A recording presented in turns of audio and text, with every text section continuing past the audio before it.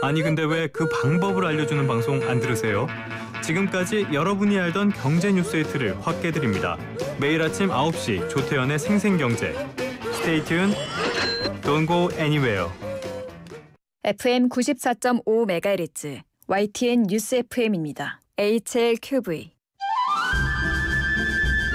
All about news. YTN News FM. 한국의 뉴스 채널 YTN 뉴스 FM에서 5시를 알려드립니다.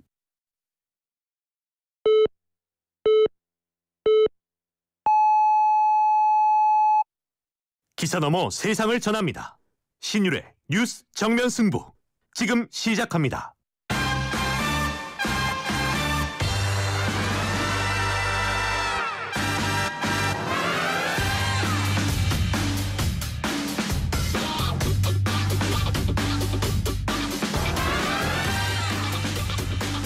청취자 여러분 안녕하십니까. 신율의 뉴스 정면 승부 진행을 맡고 있는 명지대학교 정치외교학과 신율입니다. 북한이 어제 저녁에 또다시 오물풍선을 날렸죠. 이 오물풍선 일부가 종로하고 용산 이런 서울 도심에 떨어지면서 신고가 이어졌는데요. 북한의 오물풍선 살포 벌써 올 들어서 12번째라고 합니다. 이번 오물풍선 살포도 대북전단에 맞대응하는 이런 차원일 가능성이 제기되고 있는데요. 지금 이 문제를 우리가 가볍게 넘겨서는 절대로 안 될 겁니다. 북한에 분명한 노림수가 있다라는 얘기인데요. 비록 오물, 쓰레기가 들어가 있는 풍선이지만 우리는 경계를 늦춰서는 안 될 겁니다. 또 추석을 앞두고 기시다 일본 총리의 방한도 예정돼 있죠. 이번 일본 총리의 방한, 우리나라 여행객들이 일본에 많이 가기 때문에 일각에서 나오는 보도에 따르면 일본의 출입국 관리가 우리나라 일부 와서 일본에서의 출입국 입국 심사를 좀 간소화하는 그런 것도 그런 약속도 한다고 하니까 조금 이것도 지켜봐야 될 것 같습니다. 자, 오늘 저희가 준비한 소식 말씀드리겠습니다. 2부에서는 정법 승부 김성수 변호사, 임주혜 변호사 두 분과 함께하고요. 3부에서는 더불어민주당 천준호 의원 만나보겠습니다. 4부에서는 키워드로 보는 승부 김민아 시사평론가, 조청래 전 여의도연구원 부원장 두 분과 함께하죠. 9월 5일 목요일 신율의 뉴스 정면 승부 지금부터 시작합니다.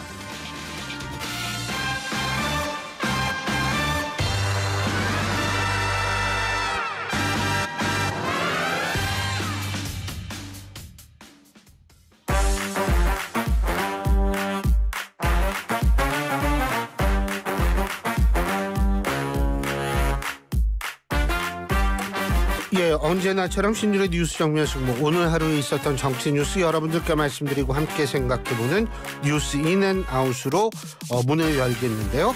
자, 오늘도 여러분이 너무 기다리셨죠? 이태현 아나운서와 함께하겠습니다. 안녕하세요. 안녕하세요, 이태현입니다. 예, 근데 이 멘트는 다음 주 되면 이제 또 바뀔 거니까 너무 신경 쓰지 마시고요. 그럼 다음 주엔 언제나 여러분이 기다리시는 오래 기다리셨습니다. 이렇게 나와야죠 이제. 예.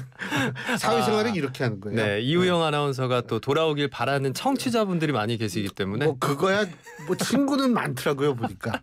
친구는 많아요. 실시간 댓글창을 혹시 가득 메우는 많은 지분 중에 그렇죠. 대부분이 이제 제가 볼 땐 지인이에요. 제가 생각할 때는. 예. 뭐 어쨌든 근데 추석 때 어디 안 가요?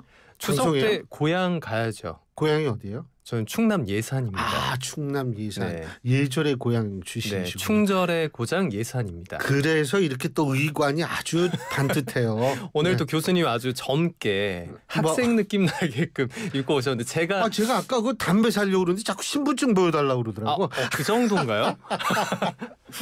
제가 오늘 약간 좀 이렇게 톤을 잘 못 맞추고 자켓을 입어버렸네요. 아니야. 의관을 이렇게 정제해야지 너무나. 이 충과 예의 이 고장, 네, 당연히 그래야죠. 글로 가시는구나. 거기 한참 있다 와요? 한 며칠? 저는 그냥 딱 명절 연휴 월요일부터 수요일까지만 쉬다가 올 예정입니다. 그렇구나. 네. 어떻게 교수님은 좀 계획이 있으세요? 저는 휴가를 안 갔잖아요. 그래서 그때 잠깐 어디 다녀오려고요. 제가 어딜 가는지 물으면 안 됩니다. 이거는 국가 기밀에 속해 있는 거기 때문에 이거 제가 공개하면은 여러 가지로 이게 보안법부터 시작을 해가지고 이게 좀 문제가 되니까. 방송 네. 끝나고 제가 사적으로 여쭤볼게요. 네, 그러세요. 네. 아유, 근데 진짜 이 진짜 더운 여름에는 어디 뭐 못 가겠더라고요. 맞아요. 네. 근데 뭐 이 좀 선선해지니까 근데 어제는 열대야였었다 그러더라고요. 네. 그리고 어제는 낮에 정말 덥지 않았나요? 오늘도 더워요. 네. 오늘 그래도 좀 중간에 비가 와줘서 조금 식은 느낌이 있는데 한낮에는 아직까지 좀 늦더위가 계속 이어지다 보니까 예. 너무나도 덥습니다. 이거는 제가 지금 방금 말씀을 분명히 드려야 되는데 8491님께서 교수님 드디어 나란 일 하시나요? 아니요. 나란 일 하는 게 아니라 그냥 농담을 한 겁니다. 나란 일은 저는 하래도 안 시켜주지도 않겠지만 하래도 안 해요. 저는 그냥 자유롭게 사는 게 제일 좋습니다. 아 그리고 이렇게 궁금하신 점 있으면 짧은 문자 50원 긴 문자 100원인데요. 우물정콩구사후 샵0945로 언제든지 여러분이 문자 보내주십시오. 그럼 제가 이렇게 답해드릴 거 있으면 답해드리고 반영할 거 있으면 반영하겠습니다. 아유, 자 어떤 얘기부터 해볼까요?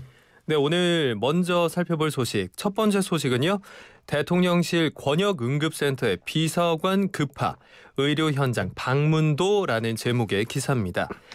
윤석열 대통령이 어젯밤 경기 북부 권역응급의료센터인 의정부 성모병원을 찾았죠. 대통령실은 윤 대통령이 국민 건강을 위해서 헌신하는 현장 의료진을 격려하고 응급실 상황을 챙겨보기 위해서 방문했다고 설명했는데요. 어제 방문 현장에는 박민수 보건복지부 2차관과 성태윤 정책실장 그리고 장상윤 사회부석이 함께했습니다. 윤 대통령의 의료기관 방문은 지난 2월 의료개혁 발표 이후 이번이 9번째인데요. 그동안 서울, 경기, 충남, 부산 등 여러 지역의 의료기관을 방문하면서 현장 의료진의 의견을 청취한 바가 있는데 이번 방문에서 마련된 병원 관계자 및 의료진과의 간담회에서 윤 대통령은 응급실의 의료진 업무 강도가 높은 것에 비해서 정부의 수가 정책 등 의료제도가 어려움을 제대로 반영하지 못하고 있다고 지적을 했습니다. 그러면서 필수 의료에 대한 지원을 획기적으로 강화하겠다고 약속했는데요. 대통령실 관계자는 여야 대표의 의료기관 방문과는 전혀 상관없이 이전부터 내부적으로 현장 방문을 검토해왔다면서 지난주 국정브리핑 기자회견 이후로도 추가로 현장을 더 가자는 논의가 있었다 이렇게 설명을 했거든요. 예. 즉 즉흥적인 방문이라기보다는 그간 꾸준히 계획해왔다는 뜻이겠고요. 추석 연휴를 앞두고 있는 이 시점에서 점검 차원에서 방문 일정을 정한 걸로 해석이 됩니다. 대통령실은 또 이번 대통령의 현장 방문 이후에 전국 17개 광역 시도 권역응급 의료 현장에다가 1급 비서관들을 한 명씩 보내는 방안을 추진하기로 했어요. 비서관들이 응급 의료 상황을 직접 확인하고 필요한 조치 사항들을 보고한다는 취지인데요. 일단 추석 연휴 전까지 머물면서 의견을 청취할 예정이라고 합니다. 의료 붕괴 위기 속에 이어진 응급 현장 방문 그리고 1급 비서관 파견 추진과 같은 윤 대통령의 의료개혁 행보 어떻게 보시는지 뉴스인 부탁드립니다. 뭐 이 현장의 상황을 잘 파악하려고 하는 노력은 우리가 그거는 늦었지만 그거는 좋은 일이라고 생각하는데 제가 네. 늦었지만이라고 얘기하는 게 이게 좀 빨리 이렇게 됐으면 어땠을까라는 생각을 합니다. 이 대통령실의 1급 비서관 이 사람들이 진짜 자신들이 피부로 좀 느껴봐야 돼요. 두 번째는 뭐냐면 그래서 제가 맨날 얘기하는 게 그거잖아요. 대통령실 안에 레드팀이 있어야 돼요. 반대쪽에서 어떻게 모든 사안은 반대가 있게 마련이니까 그 논리를 듣고서 거기에서 대응책도 마련하고 대응 논리도 하고 이렇게 해야 되는데 제가 볼 땐 레드팀은 없어요 지금. 제가 생각할 때는. 네. 그런데 문제는 제가 레드팀 얘기를 왜 했냐면 자 1급 비서관들이 쫙 갔어요. 근데 그런 걱정하지 마십시오. 이 사람들이 뭐 거리적거리거나 이러진 않을 거예요. 왜냐하면 거리적거렸다가 또 신문에 크게 날 테니까 그런 일은 없을 겁니다. 근데 이 사람들이 이제 거기 가가지고 쫙 봐요. 근데 문제가 많아. 그거를 가감없이 얘기를 해야 돼요. 혹시 이번 명절 연휴 때 레드팀 역할하러 가시는 거 아닌가요? 아이고. 시켜주면 제가 잘하죠. 원래 제가 이게 이 비판에는 아주 제가 근데 얘기를 해야 돼요. 근데 얘기를 못하면 보기만 하면 뭐예요? 네.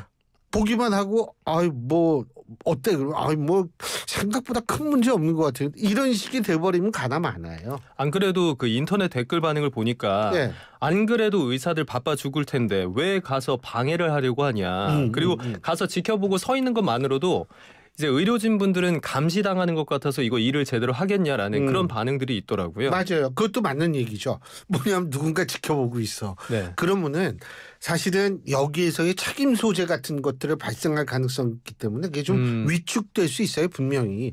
아니 왜 멀쩡하게 잘하던 사람도 남이 지켜보면 잘 못하는 걸 많잖아요. 그거. 맞습니다. 제가 이게 평소에 아주 방송을 엄청 잘하더라도 네, 맞아요. 잘해요. 누군가가 요놈 얼마나 오늘 인앤아웃 잘하나 이제 이우영 아나운서가 지켜본다. 지켜본다. 그러면 이제 막 말이 헛나오는 거지. 그렇죠. 이제. 그럴 수 있죠. 지금 지켜보고 있을 거예요. 근데 생각보다 소심하더라고. 근데 이제 이게 그런 문제 그런 식으로 된다면 가도 소용이 없어요. 그러니까 1급 비서관들 가는 거 좋아요. 네. 그럼 이 비서관들이 가서 그걸 가감없이 현장의 목소리를 전달해 줘야 돼요. 그래야지 이게 간 소기에 어떤 그 목적도 달성할 수 있는 거지. 뭐 듣고 싶은 얘기만 말한다면 그건 의미가 없죠. 그렇기 때문에 제가 볼 때에는 좀 그랬으면 좋겠다는 생각이 들고요. 제가 그리고 한 가지 그 의료단체에도 제가 좀 바라고 싶은 게 있는 게 정부가 얘기하는 게 잘못된 건 아니에요. 그 틀린 얘기는 아니에요. 네. 이게 의료단체마다 목소리가 전부 달라요. 예? 이게 일치된 목소리가 아니라는 거죠. 뭐 전부 다르다 이건 아닐 수 있지만 네. 일치된 딱 이 어떤 그 합의된 한 목소리가 나오지 않는 거는 맞는 것 같거든요. 그렇기 때문에 제가 볼 땐 그게 굉장히 필요해요. 그리고 뭐 미래 의료를 위해서 뭐 한다 그것도 다 맞는 얘기가 거기 분명히 있어요. 하지만 중요한 건 이게 의견의 일치를 보지 않고 이 어떤 합의를 자기네들끼리 합의를 못 보면은 이 국민들이 오해할 수가 있어요. 아 이게 뭐 각자 처한 입장이 달라가지고 이렇게 목소리가 다른가? 네. 입장이 달라서 목소리가 다르면 안 되거든요. 그거는 왜 그러냐면 입장이라는 거는 우리가 생각할 때 이익이라는 단어와 연관되질 가능성이 있기 때문에 그런 오해를 불필요한 오해거든요. 그런 오해를 불식시키기 위해서 의료단체들은 하루빨리 이 획일화된 단일화된 합의된 합의안을 정부한테 요구를 하는 게 굉장히 필요할 거라고 저는 봅니다. 하나의 목소리를 내는 게 중요할 그럼요. 것이다라는 예. 말씀이시고 안 그래도 어제 또 교수님께서 말씀하셨잖아요. 정부도 그냥 단순히 수치 데이터만 보고 해석할 게 아니라 아니요. 현장의 목소리를 들어야 그럼요. 된다라고 하셨는데 그렇죠. 그런 상황에서 이 1급 비서관들을 파견하는 건 또 의미가 있는 것이다. 그러니까 의미는 있는데 그 의미를 최대한으로 살리기 위해선 본대로 가서 얘기를 해줘야 돼요. 이게 이 여러 가지 자기의 입장이나 이런 거 하지 말고 본대로 가서 얘기해 줘야 돼요. 그게 레드팀이 없는 상태에서 그나마 대통령실이 제대로 된 민생 현장을 파악할 수 있는 유일한 방법이라고 생각합니다. 네, 알겠습니다. 자, 그럼 두 번째 이슈로 한번 넘어가 보겠습니다. 야, 축하난이여 추석 선물 거부 릴레이라는 제목의 기사를 가져와 봤는데요. 예. 더불어민주당과 조국혁신당 등 일부 야당 의원들이 윤석열 대통령이 보낸 추석 선물을 놓고 SNS에 수령 거부 인증글을 올리는 릴레이를 펼치고 있습니다. 앞서 야당 의원들은 지난 5월 말에도 22대 국회 개원 직후에 윤 대통령이 보낸 원내 입성 축하난도 거부한 바가 있죠. 그래서 이번 추석 선물 거부 인증 움직임을 거부 릴레이 2탄이다 이렇게 부르고 있는데요. 검사 출신인 이성윤 민주당 의원은 SNS에다가 윤 대통령이 보낸 추석 선물 사진을 공유하면서 용산 대통령실 윤석열 김건희로부터 배달이 왔다. 받기 싫은데 왜 또다시 스토커처럼 일방적으로 보내는가라고 게시했거든요. 해당 게시글 본문에는 문 전 대통령에 대한 스토커 수사나 중단하라 이렇게 비판하면서요. 멀리 안 나간다. 문 앞에 놓겠다라고 날을 세우는 모습을 보이기도 했습니다. 또 김준영 조국혁신당 의원도요. 수령 거부 의사를 표했는데도 대통령의 선물이 왔다면서 불통령의 선물이 보기 싫어서 바로 반송시켰다는 글을 게시했는데요. 김 의원은 택배기사에게 선물을 되돌려주는 사진도 같이 첨부를 했거든요. 배달 오신 기사분을 걸고 사진을 찍어서 올렸어요. 민생을 챙기고 야당과 협치할 준비가 되셨을 때 다시 보내주시라. 고생하시는 기사님께는 너무 죄송하다라고 덧붙이기도 했습니다. 정혜경 진보당 의원도요. 윤 대통령의 선물을 거부한다면서 국회 개원식 불참으로 국회를 무시하고 선물은 왜 보냈나라고 반문하면서 대통령의 국회 개원식 불참에 대해 지적하는 글을 올렸습니다. 이에 대해서 박충건 국민의힘 의원은 야권 의원들의 선물 거부와 관련해서 대통령 명절 선물은 지역 주민들의 피땀으로 만든 특산품이라면서 뭐든 적당히 하시라고 일갈하기도 했는데요. 대통령실은 선물 거절 릴레이에 별다른 반응을 보이지 않고 있습니다. 이번 소식 어떻게 보셨나요? 받기 싫으면 받지 말아야죠. 왜? 누가 억지로 받으라는 사람은 없습니다. 그런데 문제는 뭐냐면 이게 참 우리나라 정치가 이게 문제인 게 뭐냐면 아니 그거를 왜 SNS에 올리고 나 안 받았어 하고 얘기를 해야 돼요. 받기 싫으면 그냥 조용히 받기 싫고 그냥 돌려주면 되는 거예요. 네. 근데 이거를 이렇게 한다라는 거는 저는 이게 두 가지 문제점이 나오는 게 첫 번째 뭐냐면 이 양극화가 더 심해져요. 지지층들이 야 그 뭐 강성 지지층들이 야 역시 뭐 이런 얘기 그렇게 믿고 싶진 않지만 그런 거를 바랬나 이런 생각도 사실 들고요. 두 번째는 뭐냐면 이 국회의원이라는 사람들 아니에요. 이 사람들은 본인들이 뻑하면 얘기하는 게 뭐냐면 자기가 헌법기관이라고 얘기를 합니다. 헌법기관이라면 제가 지난번에도 우리 청취자 여러분한테 말씀을 드린 적이 있어요. 대통령 22대 국회 개원식에 가지 않은 거 그거 잘못된 일이라고 제가 말씀을 드렸어요.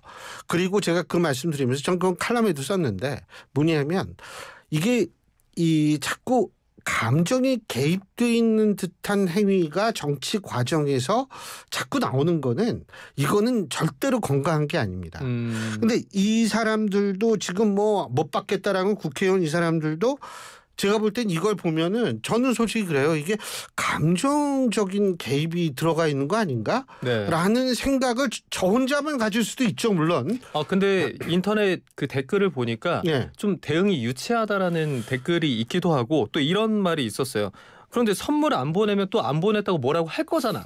라는 댓글이 있더라고요. 근데 네. 저 같으면은 제가 만약에 대통령이라면 안 보냈을 텐데 뭐 이래저래 요몽도 못 털어보네요.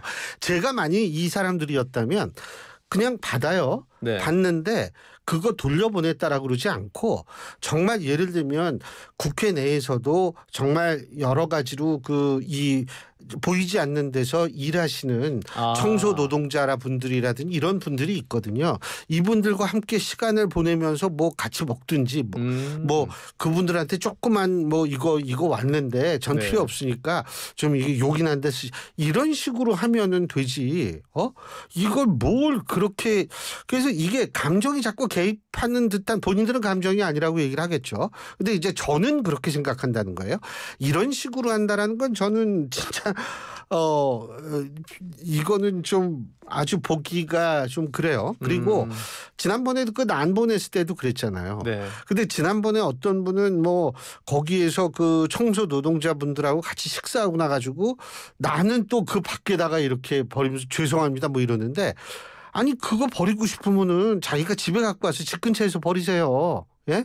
그러니까 이게 자꾸 이런 식으로 나가는 거 이게 그 본인들은 이 사람들이 뭐 헌법기관이다 이런 얘기를 하는데 그 헌법기관이라는 게 사실은 우리나라 정치에 긍정적인 영향을 미쳤을 때나 가능한 얘기지 자꾸 이 감정적인 대립을 이 북돋우는 듯한 행동을 하면서 하는 거 이거는 전 건강하지 못하다고 봅니다. 이래서는 안 된다고 봐요. 예. 오히려 이런 행동이 국민들을 더 갈라치게 하고 나눌 수 있다는 거죠. 더 양극화되는 거예요. 이렇게 되면. 네. 아니 이 강성 지지층도 좋아하겠죠. 그런데 강성 지지층만이 하는 건 아니거든요. 중도층을 잡아야 돼요. 중도층을 잡아야 되는데 이 중도층은 이거를 긍정적으로 볼까요? 야 잘했다 박수 칠까요? 천만에. 그래서 저는 좀 하여간 보기가 아주 안 좋습니다. 보기가 아주 안 좋고요. 자꾸 그 민심 어쩌고 얘기를 하는데 제가 이 얘기는 꼭 좀 드리고 싶은 게 제가 여러분한테 항상 드리는 말씀이 있죠. 저 지역구에서 국민의힘하고 민주당이 받은 득표율 차이가 5.4%포인트밖에 차이가 안 나요. 네. 그 5.4%포인트 차이 나는 거 이거를 그러니까 간단히 얘기해서 45대 50.4로 하면은 국민의힘이 130석은 가져갈 수 있었어요. 득표만 본다면. 그런데 이게 107석밖에 못 가져갔죠. 이건 아슬아슬하게 이게 승패가 바뀐 지역이 많다는 얘기예요. 너무 민심을 과신하지 마십시오. 예, 그 네. 말씀 드리려고 한 겁니다. 자, 그러면 이제 다음 이슈로 넘어가 예. 보겠습니다. 이제 세 번째 기사인데요. 북한 또 오물풍선 부양, 올해만 13번째라는 제목의 기사입니다. 북한이 어제에 이어서 오늘도 오물풍선을 또다시 부양했습니다. 올해 들어 13번째인데요. 합동참모본부에 따르면 북한이 어젯밤부터 오늘 새벽 사이에 날려보낸 오물풍선이 420여 개인데요. 이 중에 20여 개가 서울과 경기 북부에 낙하했다고 하는데요. 확인된 풍선의 내용물은 종이류, 플라스틱병 등 쓰레기가 대부분이고요. 분석 결과 안전에 위해되는 물질은 없었다고 합니다. 그리고 오늘 오전 9시쯤부터 또다시 풍선을 재차 띄운 건데요.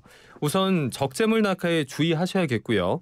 만약 떨어진 풍선을 발견하면 절대 만지지 마시고 가까운 군부대나 경찰에 신고하셔야 합니다.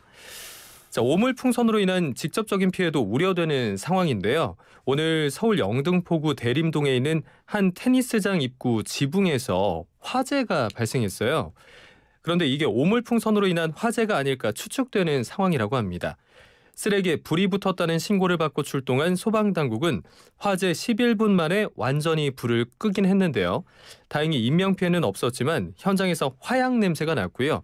이 냄새가 혹시 오물풍선과 관련 있을 가능성이 있지 않을까 생각을 하고 근접 촬영을 한 거죠. 예. 그런데 기폭제로 추정되는 부분이 있어서 이게 군 당국의 현장이 인계가 됐다고 합니다. 앞서 지난 7월에는 용산 대통령실 청사 일대와 국회 도서관 인근에서도 북한 오물풍선 쓰레기가 발견되기도 했는데요. 다행히도 이번에는 주요 기관에서 발견됐다는 신고는 현재까지 없는 걸로 확인됐습니다.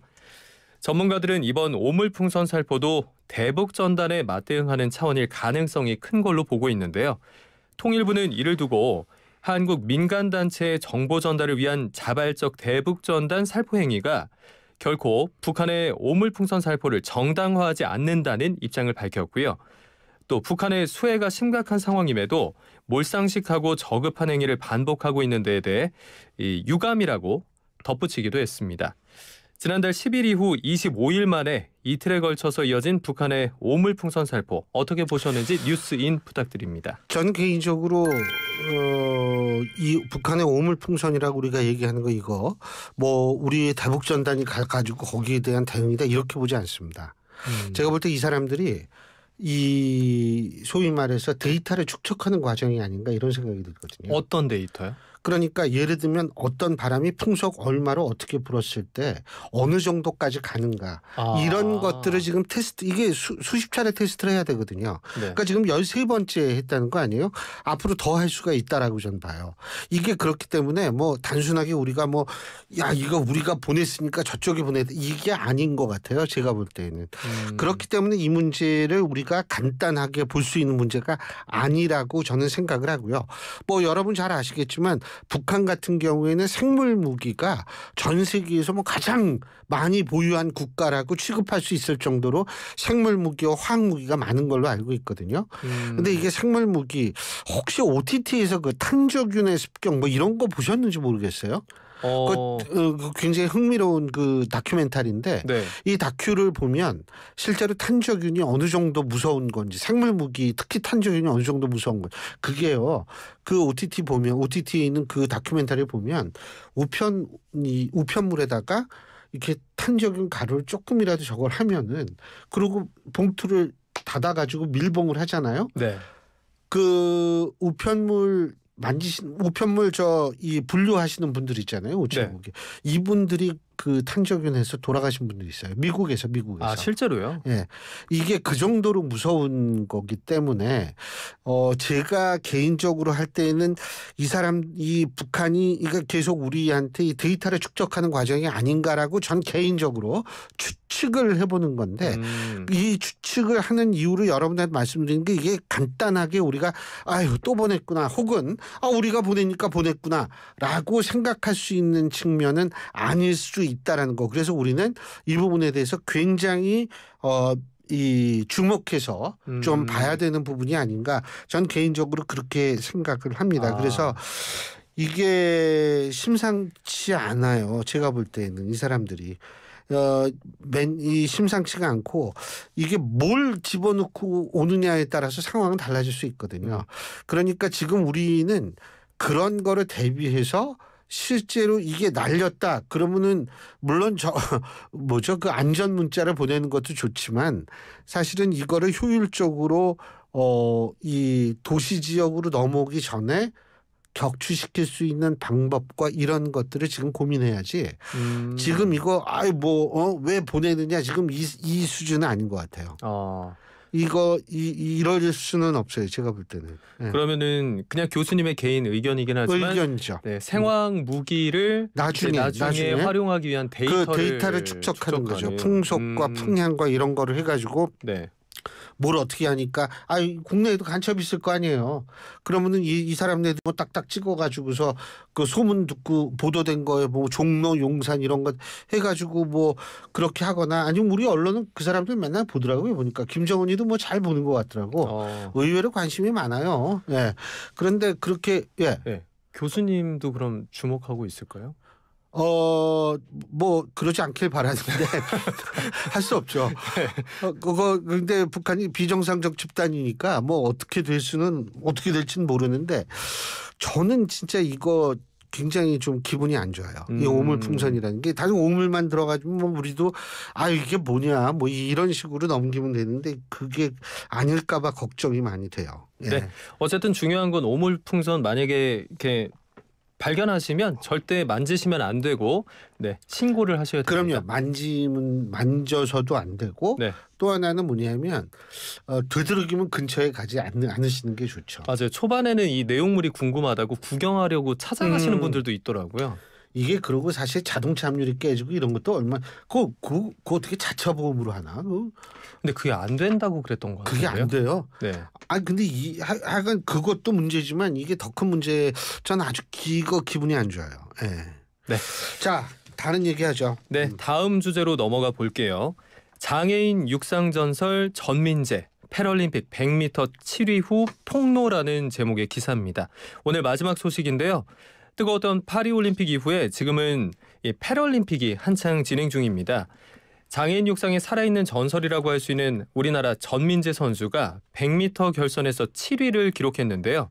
후회 없는 역주를 펼친 후에 소감문을 발표했는데 여기에서 연맹에 대한 폭로를 이어갔습니다. 뇌병변 장애로 단어를 발음하는 게 좀 어려워요. 이 전 선수가요. 그래서 미리 준비해온 글로 소감을 대신했는데요. 휴대전화에 쓴 편지글을 음성으로 변환해서 취재진에게 들려준 거예요. 소감문 내용을 보면 패럴림픽 전에 연맹으로부터 부당한 조치를 당했다는 내용이 포함이 되어 있습니다. 올해 생활보조가 경기장 등에 들어올 수 없어서 훈련하는데 불편함이 컸다. 지난 몇 년간 어머니가 생활보조로 들어와서 옆에서 손발이 되졌는데 어머니가 없으니까 여러모로 불편한 게 많아서 운동하는데 어려움이 컸다. 이런 내용이 담겨 있는 겁니다. 자, 여기에서 생활보조가 뭔가라고 생각하실 수 있는데요. 말 그대로 선수 옆에서 일상생활에 도움을 주기도 하고요. 또 훈련을 하는 과정에서 보조를 해주는 역할을 담당을 하는 겁니다. 그런데 이걸 육상연맹 임원의 한 명의 반대로 지원을 못 받게 됐다고 폭로를 한 겁니다. 그러니까 선수 옆에서 도와주지 못하게 같이 입장하지 못하게 막았다는 거예요. 전민재 선수는 이어서 극구 반대한 한 명의 임원 때문에 연맹 측에서 사적으로 권력을 남용해도 되는 건지 의문스럽다면서 지난 4월에 있었던 익산 선수권 대회도 생활보조가 없었기 때문에 불참한 거라고 털어놓은 거죠. 또 2008년 베이징 대회 때부터 5회 연속 패럴림픽에 출전한 전민재 선수는요. 앞으로 2026년 장애인 아시안게임까지만 선수 생활을 하겠다고 밝히면서 은퇴를 시사하기도 했습니다. 이와 관련해서 장성준 대표팀 감독은요. 국가대표 선수가 많다 보니까 예산 문제가 있었다면서 지도자들이 아무리 최선을 다해서 선수에게 필요한 부분을 도왔지만 어떤 도움도 가족만큼 편할 수 없다는 걸 잘 알고 있다. 이렇게 답했는데요. 최근 체육계에서 이런저런 폭로가 계속해서 이어지고 있습니다. 장애인 체육계도 마찬가지인데 어떻게 소식 들으셨나요? 글쎄요. 이거 같은 경우에는 저는 좀 두 가지 문제가 있다라고 보거든요. 일단 첫 번째로 제가 말씀드리는 건 전민재 선수의 어떤 그런 주장 우리가 그건 충분히 정말 여러 가지 면에 있어서 생각을 해야 되는 건 당연하지만 또 한편에서는 뭐냐면 지금 우리나라 국가대표팀 특히 이제 장애인 올림픽에 이 나가는 국가 국가대표팀의 예산이 어느 정도인지도 우리는 생각해봐야 된다고 봐요. 다시 말해서 돈을 조금밖에 안 주기 때문에 이런 일이 발생할 수도 있다라는 얘기거든요. 네. 그러니까 이거는 제가 볼 때 이 사실은 이 장애인 올림픽 우리가 패럴림픽이라고 얘기를 하는 거 여기에 대해서 관심도 많고 이렇지만은 실제로 그만큼의 국가적인 지원을 안 해줄 수 있다라는 생각이 좀 했거든요. 저는. 네. 그렇기 때문에 이 부분에 대해서 문화체육관광부의 구체적인 입장 표명이나 이런 것도 있어야 된다고 보니까 다시 말해서 이게 뭐 특정이면 한 사람한테 모든 뭐 이런 문제가 아닐 수도 있다라고 저는 생각을 해요. 그러니까 이제 예를 들면 이 장애인 올림픽 그 준비하는 국가대표팀을 관리하는 그쪽에서의 얘기도 들어봐야 되고 그리고 제가 생각할 때에는 그분들의 얘기가 예를 들면 예산 부족이라는 게 나온다면 과연 대한민국 정부는 우리 장애인 국가대표 선수들을 위해서 어느 정도 신경을 쓰고 충분한 지원을 해줬는가 이 부분도 저는 사실은 좀 이 조사를 해봐야 되는 거 아닌가 이런 생각이 들어요. 그렇기 때문에 네. 뭐 전민재 선수의 이런 그 얘기는 뭐 특정인을 우리가 한다기보다는 전반적인 구조로 접근하는 것이 맞다라는 생각이 듭니다. 네. 예. 오늘 여기까지 하죠. 수고하셨습니다. 네, 고맙습니다. 예. 내일도 또 하시죠? 네, 내일도 다시 오겠습니다. 알겠습니다. 뭐 걱정하지 마세요. 지금 막 걱정한다는 글이 올라서. 자, 지금까지 이태현 아나운서였습니다. 안녕하세요. 김연아입니다. 나를 더 특별하게 만드는 방법. KB국민은행 퇴직연금 시작하기. 꼭 기억하세요. 퇴직연금도 역시 KB국민은행과 함께라면 든든합니다. KB국민은행. 금융소비자는 해당 상품 또는 서비스에 대하여 설명받을 권리가 있습니다. 약관 설명서 필독. KB국민은행 준법 심의필. 대한민국 대표 트렌치 코리아 트렌치. 식품, 주방, 욕실, 조경, 토목, 건축 트렌치. 전 세계 유명 트렌치를 한눈에 설계에서 시공까지 기술력으로 인정받는 대한민국 트렌치 코리아 트렌치. 코리아 트렌치. 코리아 트렌치. 모든 인쇄 가능한 성원 에드피아. 온라인 주문 간편한 성원 에드피아. 누구든지 어디서나 쉽고 빠르게 인쇄의 유토피아. 성원 에드피아. 쉽고 편한 인쇄가 현실이 되는 곳. 국민인쇄 성원 에드피아. 카멜로 장갑 하나로 일상이 안전해진다. 안전한 용접 장갑 카멜로. 편안한 작업 장갑 카멜로. 세련된 안전 장갑 카멜로. 오늘도 손끝 하나 다치지 않고 일 잘 끝냈습니다. 장갑은 카멜로. 안녕하세요. 김연아입니다. 나를 더 특별하게 만드는 방법. KB국민은행 퇴직연금 시작하기. 꼭 기억하세요. 퇴직연금도 역시 KB국민은행과 함께라면 든든합니다. KB국민은행. 금융소비자는 해당 상품 또는 서비스에 대하여 설명받을 권리가 있습니다. 약관 설명서 필독. KB국민은행 준법 심의필. 신율의 뉴스 정면 승부 1부 순서 여기서 줄입니다. 잠시 뒤 2부에서 뵙겠습니다. 안녕하세요. 노란우산 홍보대사 정준호입니다. 안녕하세요. 노란우산 홍보대사 남보라입니다. 보라씨, 사장님들이 노란우산을 쓰는 이유 아세요? 꿈을 쓰는 것과 노란우산을 쓰는 게 같아서 아닐까요? 네, 맞아요. 그래서 노란우산은 연 최대 500만 원 소득공제, 연복리 효과로 퇴직금 역할은 물론 공제금 압류 금지와 경영 세무 상담으로 사장님의 소중한 꿈을 응원하고 있습니다. 대한민국 사장님은 꼭 가입하셔야 할 사장님 지원 플랫폼 노란우산. 노란우산 쓰세요. 한국수력 원자력이 만드는 새로운 에너지 세상. 어디까지 왔을까? 새로운 에너지 세상. 미래의 에너지 만드는 한수원. 어디까지 왔을까? 행복한 에너지 세상. 행복한 일상을 만드는 한수원. 새로운 에너지 세상. 원자력 에너지 세계. 세계를 넘어 새로운 세상으로. 새로운 에너지 세상. 원자력 에너지 세계. 한국수력 원자력과 함께. 이 캠페인은 새로운 에너지 세상을 만들어가는 한국수력 원자력과 함께합니다. 예술인 기회소득, 체육인 기회소득, 농어민 기회소득, 장애인 기회소득, 아동돌봄 기회소득, 기후행동 기회소득. 경기도는 기회소득 어디까지 늘리려나? 가치 있는 모든 일들이 보상받을 때까지, 그 혜택을 모두가 누릴 때까지 가치 있는 활동에 정당한 보상을. 기회소득 신청은 경기도 홈페이지. 경기도. 아침 출근길엔 신나는 배승희의 뉴스 파이팅이 있다면 퇴근길엔 뭘 들으면 좋을까요? 오후 5시부터 7시까지 이슈를 콕콕 찍어주는 신율의 뉴스 정면승부 꼭 한번 들어보세요. 안녕하세요. 김연아입니다. 나를 더 특별하게 만드는 방법. KB국민은행 퇴직연금 시작하기. 꼭 기억하세요. 퇴직연금도 역시 KB국민은행과 함께라면 든든합니다. KB국민은행. 금융소비자는 해당 상품도나 서비스에 대하여 설명받을 권리가 있습니다. 약관 설명서 필독. KB국민은행 준법 심의필. 진실을 파헤칩니다. 진짜 뉴스와의 정면 승부. 신율의 뉴스 정면 승부.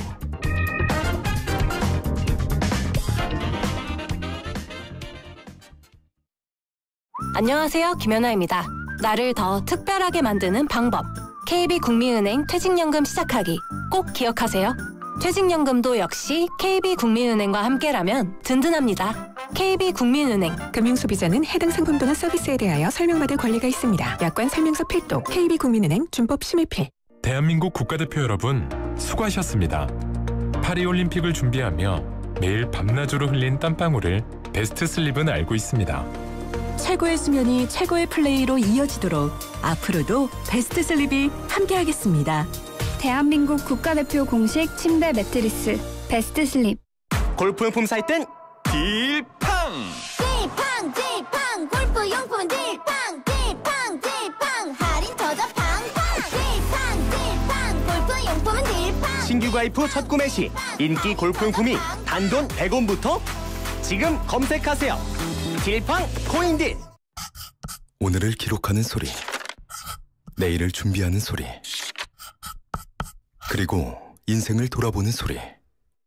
모두의 성장을 고민하는 브랜드 오럼, 오래도록 가치 있는 평생 소장품을 만듭니다. 당신의 이야기가 완성되는 곳.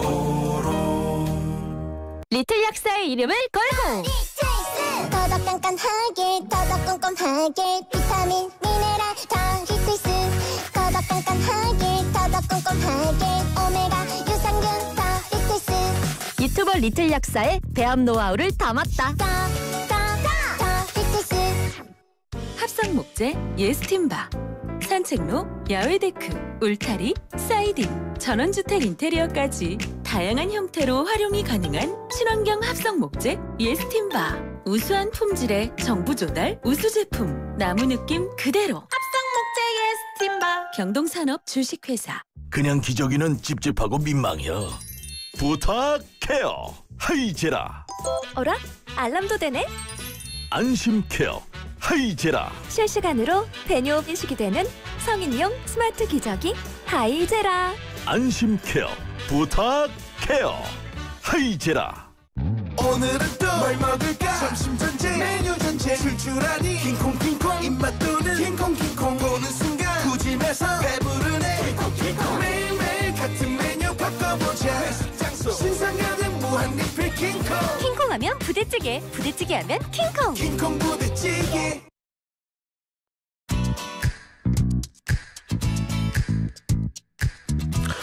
신율의 뉴스 정면 승부 2부 시작합니다. 오늘 2부 이 시그널 음악 들으시면 다 여러분 아시죠?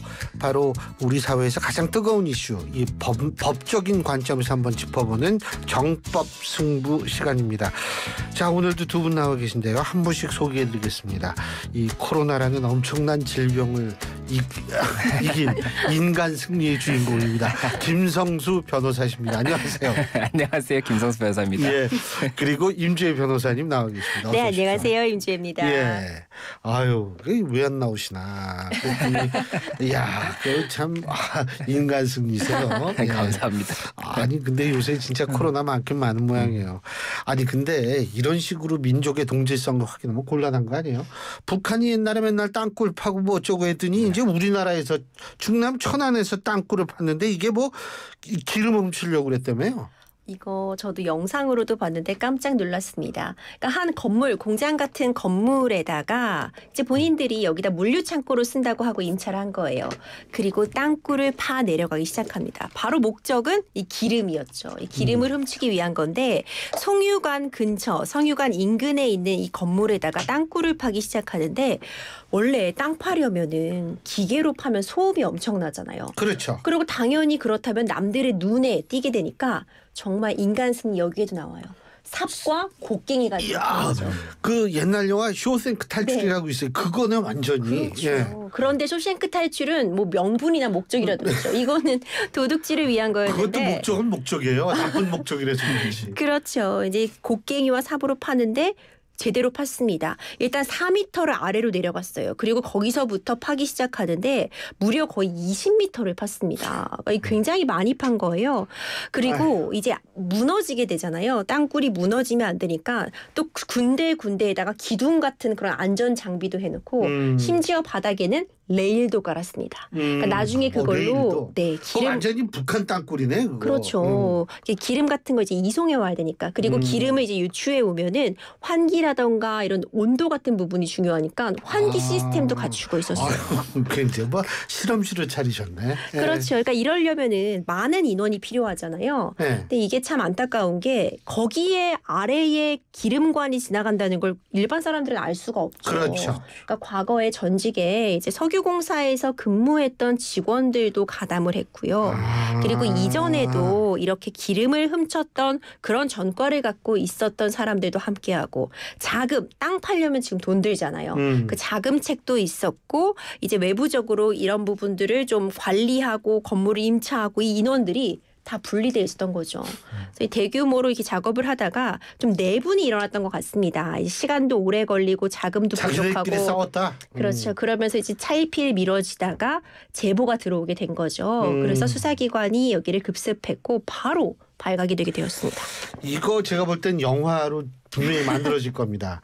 그런데 얼마 전에 그 연희동 그러니까 정확히 얘기하면 연대에서 성산대교 쪽 가는 그쪽 길에서 이 싱크홀이 이게 돼가지고 두 분이 또 크게 다치는 아주 불행한 사고가 있었지 않습니까? 그런데 여기도 이게 도로 밑일 거 아니에요? 네, 맞습니다. 지금 여기가 이 밀집된 도심 지역과 그리고 4차선 도로 밑을 이렇게 땅굴을 파는 거다 보니까는 이런 집안 침하라든지 붕괴 사고가 발생할 수 있었다 이런 이야기가 나오다 보니까는 이에 대해서도 여러 가지로 이런 범죄를 근절해야 되는 것이 아니냐 이런 이야기가 나오고 있습니다. 그래서 현재는 지금 유관기관의 협조로 원상복구가 됐다고는 하지만요. 지금 검찰이라든지 경찰에서는 이런 유사한 수법을 통해서 땅굴을 파는 곳이 더 있을 거다 이렇게 지금 봐서 특별 점검도 하고 있다고 하니까요. 이런 부분까지 저희가 좀 지켜봐야 될 것 같습니다. 아니 이거 그나마 누군가가 이제 제보를 했다. 결국 찔렀다는 건데 이 사람은 그래도 근데 이렇게 찌르면은 그 사람은 좀 형이 좀 감경이 되나요? 이 제보자가 이제 그 안에 내부 인원인지 아니면 뭐 외부 인원인지 아직 확인은 안 되고 있지만 어쨌든 외부 인원이면 뭐 돈 아니 뭐라 그러지? 그 왜 보상금 같은 포상금 같은 거 좀 줘야 되는 거 아니에요? 최소한도 용감한 시민 표창이라도 줘야 되는 거 아니에요? 네? 그렇죠. 이런 범죄 같은 경우 사실 위험할 수가 있는 게요. 땅 파다 보면은 다른 데 건드리게 되면은 위험할 수 있고 집안 침하도 문제지만 기름이잖아요. 기름은 화재에 취약하고 폭발을 할 수가 있어요.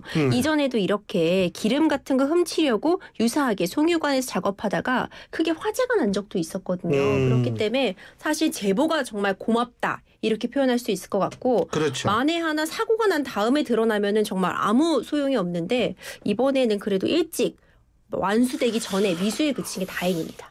아니 제가 그 영화 제목이었는데 우리나라 영화 중에 비슷하게 굴 파는 영화가 있었어요. 이게 그러니까 영화가 이게 영화에서 끝나는 게 아닌 것 같아요. 근데 그 예전에도 뭐 비슷한 게 있었다면 땅굴 파가지고 뭐 이렇게 기름 빼내려고 하다가 걸린 거예요.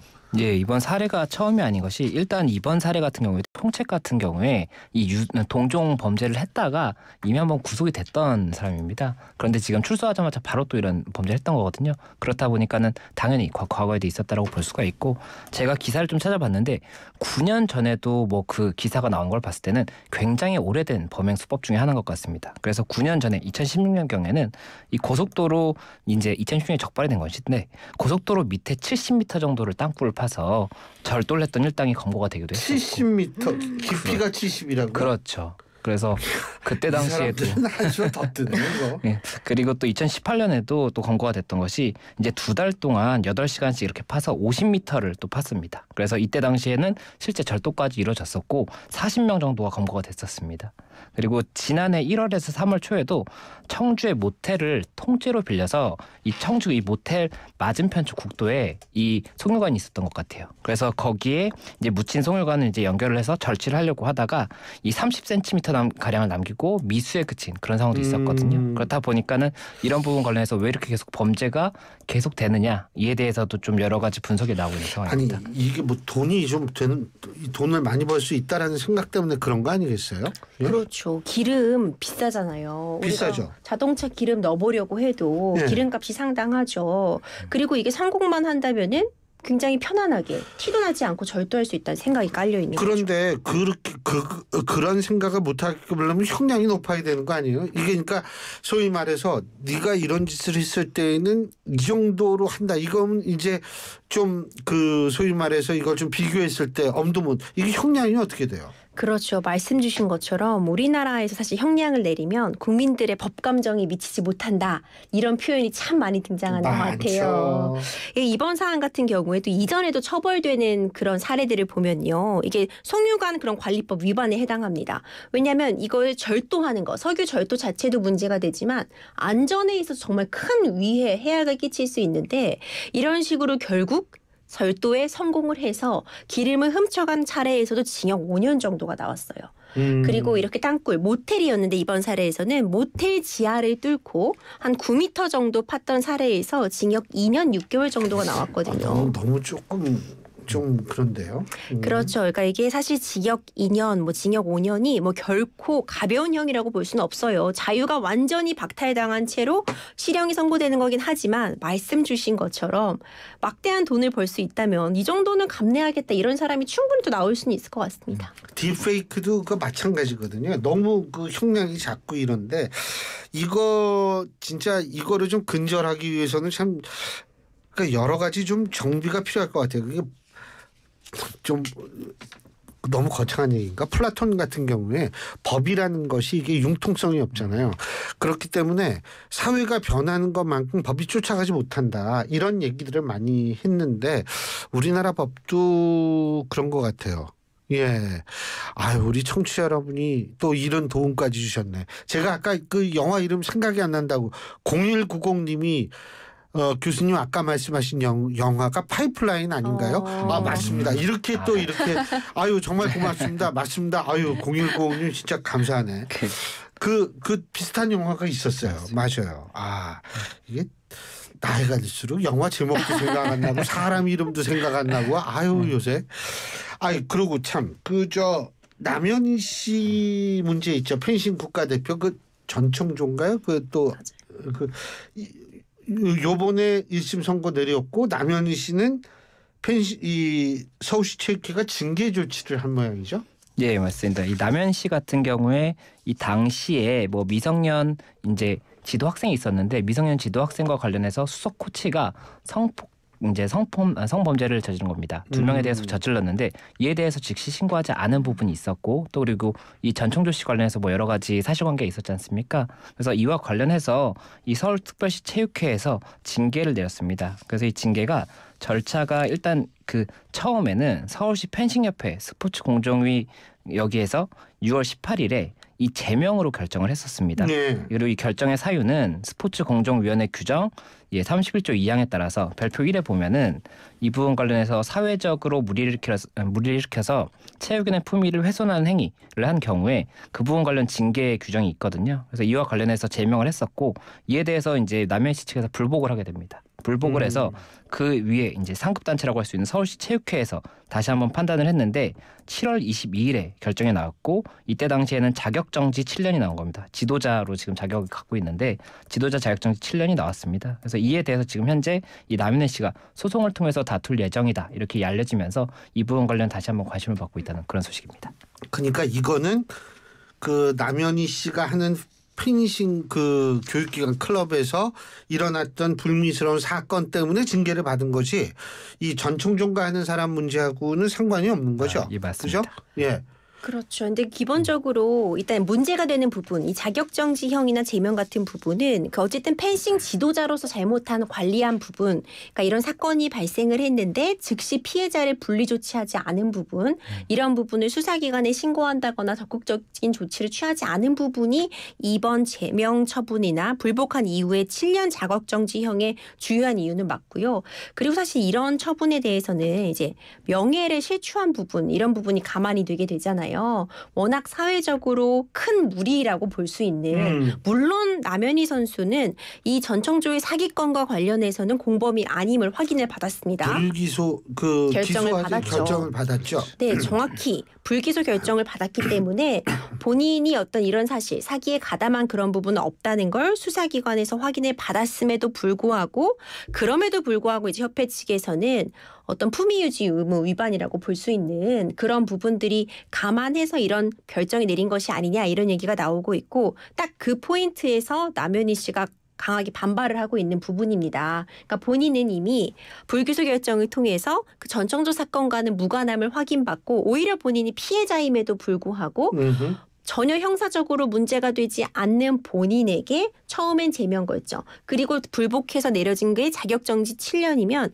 2031년도까지 코치를 하지 못하는 거거든요. 그게 너무나도 과하다, 과도하다 이렇게 얘기를 하고 있는 것이고. 자격정지면 코치도 못하는 거예요. 그렇죠. 이게 지도자 자격정지 7년이거든요. 그러니까 코치를 하지 못하는 기간이 7년이나 된다.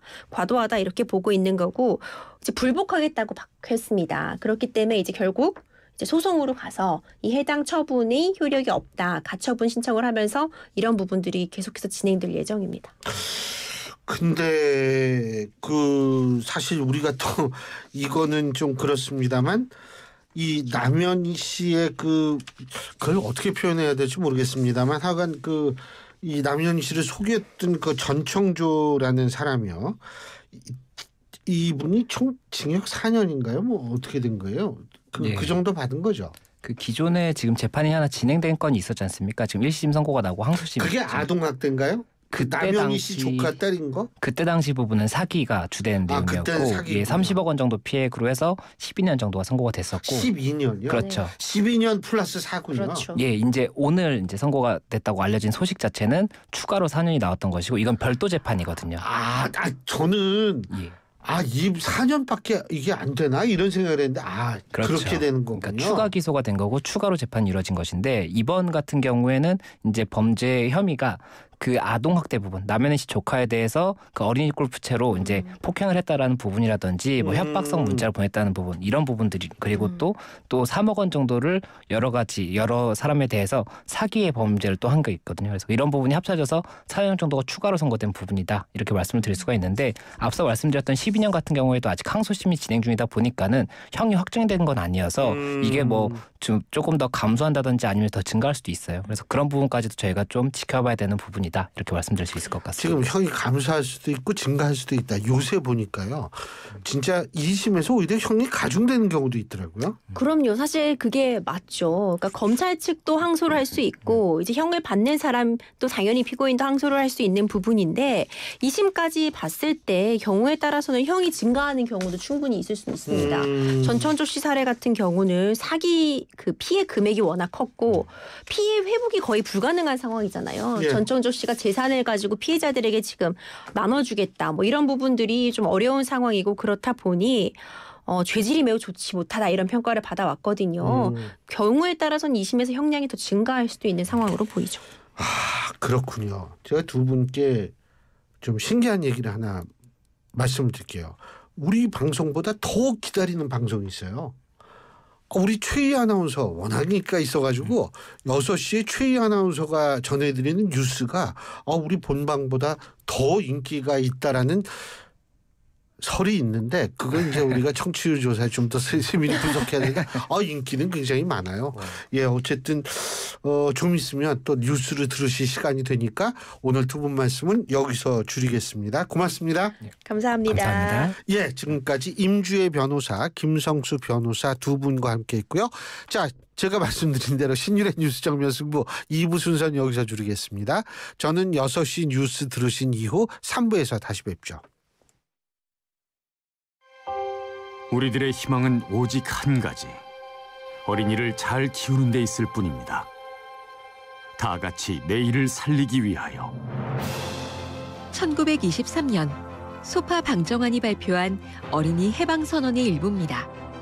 암울한 일제강점기에도 어린이라는 미래가 있어 희망을 품을 수 있었고 100년이 지나 대한민국은 선진국이 되었습니다. 하지만 지난해 말 한국의 합계 출산율은 0.6명대로 인구 소멸 수준. 다시 희망을 그려야 합니다. 아이를 낳고 키우고 싶은 여건, 아이가 안전하고 행복한 사회를 만드는 것. 아이들이 우리의 내일입니다. 존중과 포용, 더 나은 대한민국. 우리 곁엔 우리가 있다. 우리금융그룹과 YTN이 함께합니다.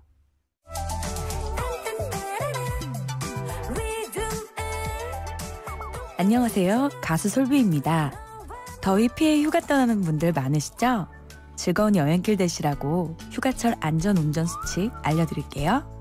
휴가철에는 장거리 운전이 늘어나다 보니 교통사고 발생률도 평상시보다 6% 이상 증가하는데요. 출발 전 차량 상태 체크 중요합니다.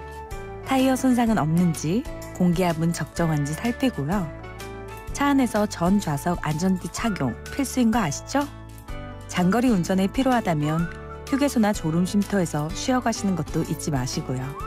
고속도로 갓길 운전은 절대 안 됩니다. 기본을 지키는 운전이 우리의 생명을 지킨다는 사실 꼭 기억해주세요. 교통안전 1분 톡. 국토교통부와 한국교통안전공단이 함께합니다. 속도를 줄이면 사람이 보입니다. 안녕하십니까. 과학기술정보통신부 과학기술혁신본부장 유광준입니다. 정부는 과학기술 혁신을 통해 대한민국의 미래를 준비하겠다는 의지를 담아 역대 최대인 29조 7천억 규모의 내년도 연구개발 예산을 편성하였습니다. 인공지능 반도체, 첨단 바이오, 양자 등 3대 게임 체인저 기술에 집중 투자하고 과학기술의 기반이 되는 기초연구도 확대합니다. 정부는 2030년 과학기술 5대 강국을 목표로 최선을 다하겠습니다. 많은 관심과 응원 부탁드립니다. 이 캠페인은 과학기술정보통신부와 함께합니다. 제10회 화성송산 포도축제. 올해 10주년을 맞은 화성송산 포도축제가 9월 7일 토요일부터 9월 8일 일요일까지 이틀간 화성 궁평항에서 열립니다. 새콤달콤 송산 포도를 맛보고 즐기는 시간. 화성송산 포도축제에서 만나요. 이 캠페인은 100만 화성시와 함께합니다. 지금 시각은 5시 57분입니다. YTN News FM. 삼성과 함께하는 YTN 라디오 57분 날씨와 교통정보입니다. 중부지방은 비가 내렸다 그쳤다 하면서 습도가 높게 나타나기도 했는데요. 오늘 서쪽 지역 곳곳으로 폭염특보가 나타나며 후텁지근했습니다. 경기 남부와 충청 내륙, 전남과 경남 동부 지역에 폭염주의보가 발효 중입니다. 내일 전국 대부분 지역에 비 소식이 있고요.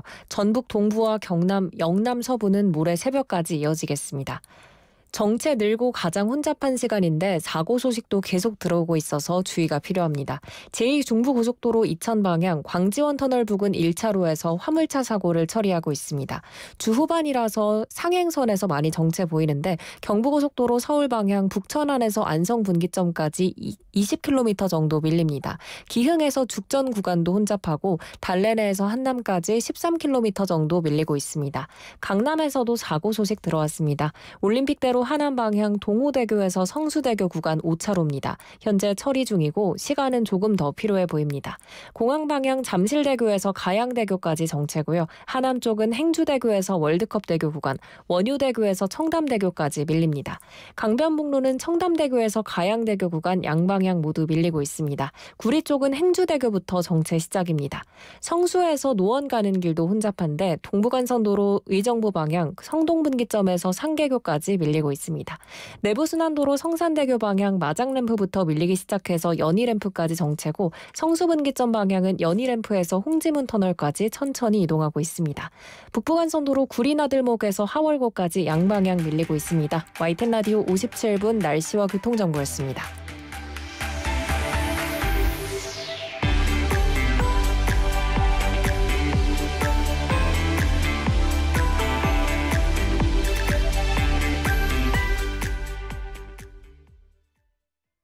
오늘은 저 강남과 함께 멋진 우리 이웃들 한번 만나볼까요? 바쁘니까 부지런히 해야죠. 월급날이 제일 기뻐요. 한국의 흥에 반해서 트로트 가수가 됐습니다. 다 함께 내일을 만들어가는 다문화, 이주 배경, 이웃들. 우리는 모두 우리입니다. 공익광고협의회. FM 94.5MHz YTN 뉴스 FM입니다. HLQV.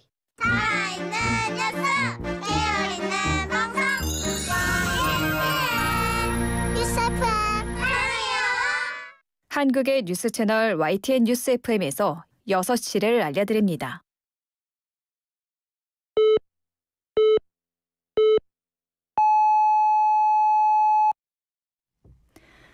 YTN 뉴스 FM 6시 뉴스입니다. 이 시간은 YTN 제공입니다. 경기도 법인카드 유용 의혹과 관련해 이재명 더불어민주당 대표의 배우자 김혜경 씨가 오늘 검찰에 출석해 조사를 받았습니다. 수원지방검찰청은 오늘 낮 1시 40분 김혜경 씨를 피의자 신분으로 소환해 조사했습니다. 2시간 반 만에 조사를 마친 뒤 김혜경 씨 변호인은 결론을 정해놓고 하는 형식적인 수사라고 생각해 전면적으로 진술을 거부했다고 밝혔습니다. 김건희 여사의 명품 가방 사건과 관련해 검찰 수사심의위원회가 기소 여부를 논의합니다. 검찰 수사심의위원회는 내일 오후 2시 대검찰청에서 회의를 열고 김 여사의 청탁금지법 위반 혐의와 뇌물수수, 직권남용, 알선수재 등 6가지 혐의를 심의합니다. 비공개로 진행되는 회의에는 서울중앙지검 형사 1부 수사팀 검사와 김 여사 측 변호인이 출석해 입장을 발표하고 현안 위원들이 수사 계속 여부와 기소 여부 등을 결정해 검찰에 권고할 예정입니다. 심우정 검찰총장 후보자 인사청문 보고서 채택 논의를 위한 국회 법제사법위원회 전체 회의가 여야 갈등 끝에 파행했습니다. 정청래 법사위원장은 어제 국민의힘 의원들이 기자회견을 열어 자신을 빌런이라고 비난했는데 악당은 우리 조상이 일본 국적이었다고 한 노동부 장관을 임명한 윤석열 대통령이라고 반박했습니다. 정 위원장은 국민의힘 의원들에게 재발 방지 약속과 사과를 요구했지만 받아들여지지 않자 회의를 중단했습니다. 앞서 어제 국민의힘 의원들은 민주당이 발의한 세 번째 최상병 특검법이 야당 단독으로 법안 소위에 회부되자 꼼수 상정이라며 정 위원장을 빌런이라고 비판했습니다. 북한이 이틀에 걸쳐 날려보낸 대남 쓰레기 풍선이 480여 개에 이르는 것으로 집계됐습니다. 합동참모본부는 북한이 어제에 이어 오늘 오전까지 2차례에 걸쳐 480여 개의 쓰레기 풍선을 띄운 것으로 식별했다고 밝혔습니다. 또 서울 지역 30여 개와 경기도 북부 지역 70여 개 등 낙하물 100여 개가 확인됐다고 설명했습니다. 내용물은 종이류, 플라스틱병 등 쓰레기이고 안전위해 물질은 없었습니다. 북한의 대남 쓰레기 풍선 도발은 지난달 10일 이후 25일 만이며 이틀 동안 단행된 횟수를 포함해 올해 들어 13번째입니다. 정부가 추석 연휴에 지자체별 상황반을 설치해 409개 응급의료기관을 일대일 전담 관리하기로 했습니다. 박민수 보건복지부 2차관은 오늘 정부 서울청사에서 열린 의사집단행동 중대본 회의에서 응급의료기관 단축 운영 사례가 발생하는 등 응급의료 관련 우려가 이어지고 있다며 이같이 밝혔습니다. 그러면서 추석 연휴 기간 지자체장을 반장으로 한 비상의료관리 상황반을 운영하고 전국 의료기관별 전담 책임관을 지정해 특이 상황이 발생하면 바로 조치하겠다고 설명했습니다. 의학계 안팎계 원로 교수 49명이 정부가 추진하는 의료개혁이 대한민국 의료를 공멸의 길로 내몰고 있다는 시국 선언문을 발표했습니다. 교수들은 오늘 국민의 생명과 건강을 지키기 위한 우리의 호소라는 시국 선언문에서 6개월 이상 진행 중인 의료 사태에 깊은 유감을 표한다며 이같이 밝혔습니다. 그러면서 정부를 향해 무리한 의대 정원 증원을 중단하고 대한민국 미래를 위한 합리적인 대책을 만들어야 한다며 그것이 국민의 생명을 지키는 가장 기본적인 의무라고 강조했습니다.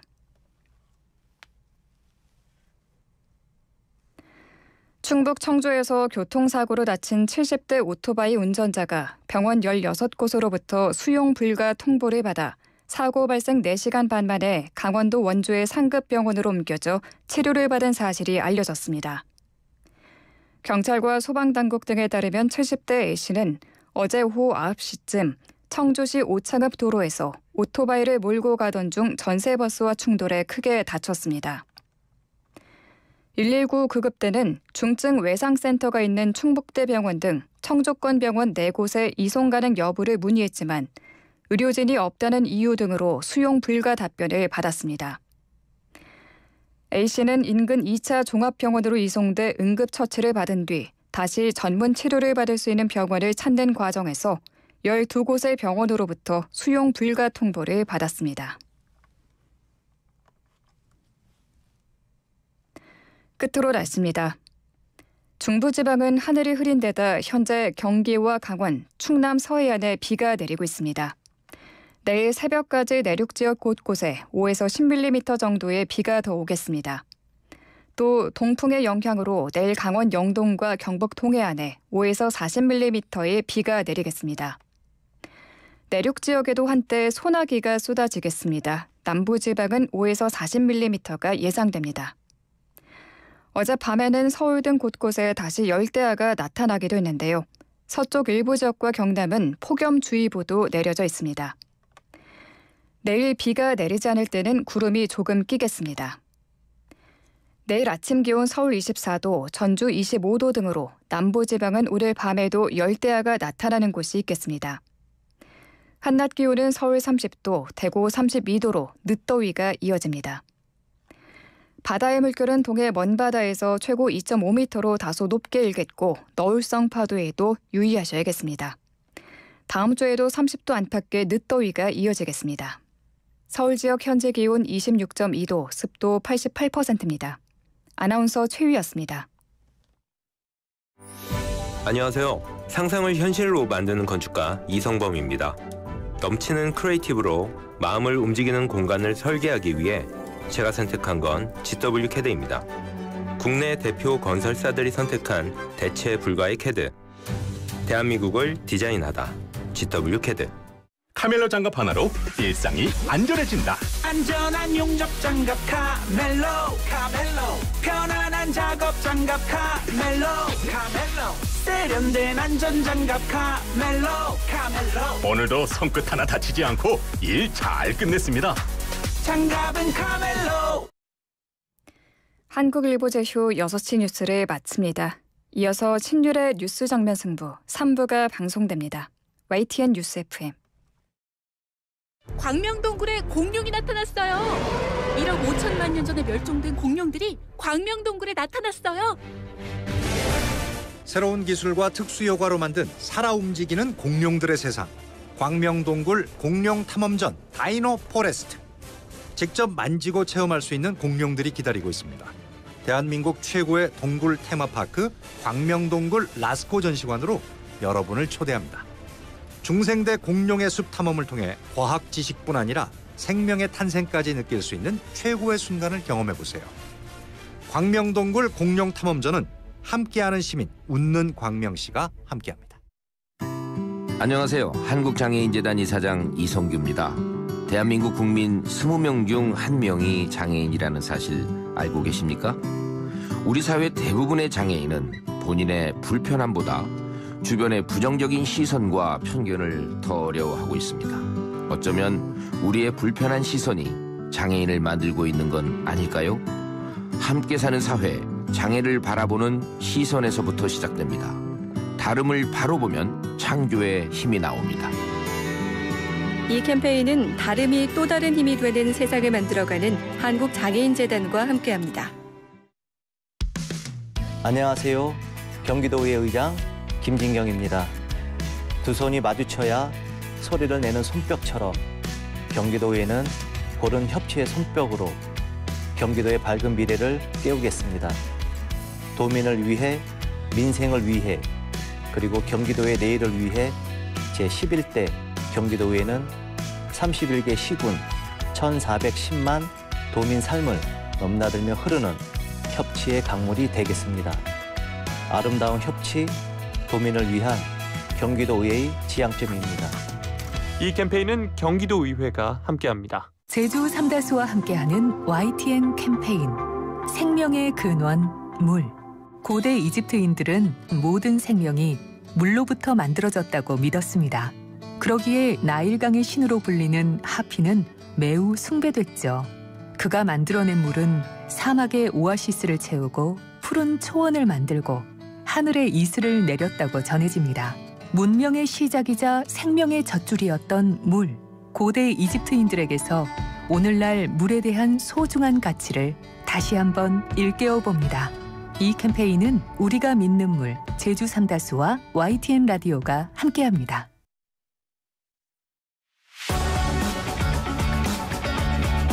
치우치지 않은 공정함에 깊이 있는 분석을 더했습니다. 신율의 뉴스 정면 승부.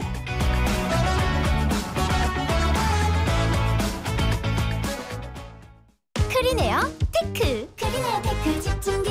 주물 작업, 연마 작업, 페인트 작업. 분진가스, 냄새, 연기 작업장 분진. 이 세상에 못 없애는 분진이 어딨어. 크리네어 테크 기술력이 끝내줍니다.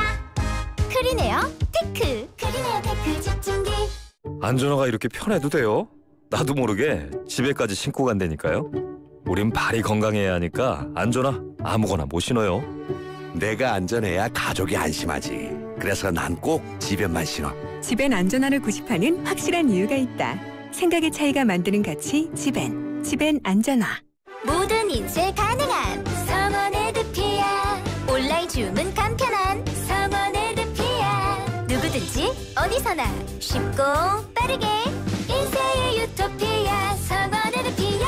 쉽고 편한 인쇄가 현실이 되는 곳. 국민인쇄 성원 에드피아.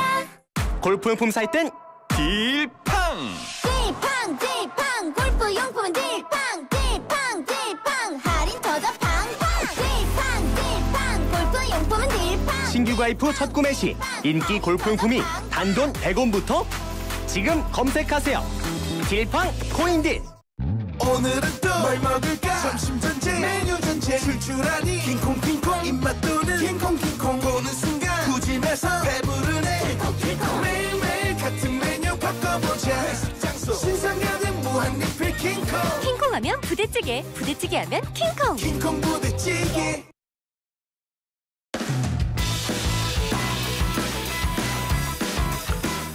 신율의 뉴스 정면 승부 3부 시작합니다. 오늘 3부 정면 인터뷰에서 만나볼 분, 여러분이 너무나 잘 아시는 분입니다. 더불어민주당 전략기획위원장이시죠. 천준하 의원 직접 스튜디오에 나와 계십니다. 어서 오십시오. 네, 안녕하세요. 반갑습니다. 예. 아유, 이렇게 바쁘신데도 또 이렇게 나와주시고 저희로서는 그래가지고 지금 난리예요. 잘해드리라고. 네. 이게 잘해드려야 되는데 어떻게 이렇게 잘해드리는지 모르겠어요. 예.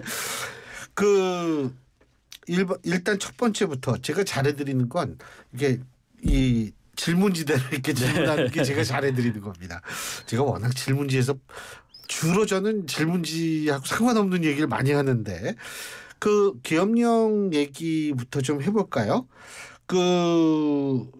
지금 천준호 의원께서 이 좀 가능성이 있다라고 말씀하신 것 같은데 네. 구체적인 어떤 제보나 증거나 이런 걸 갖고 계십니까?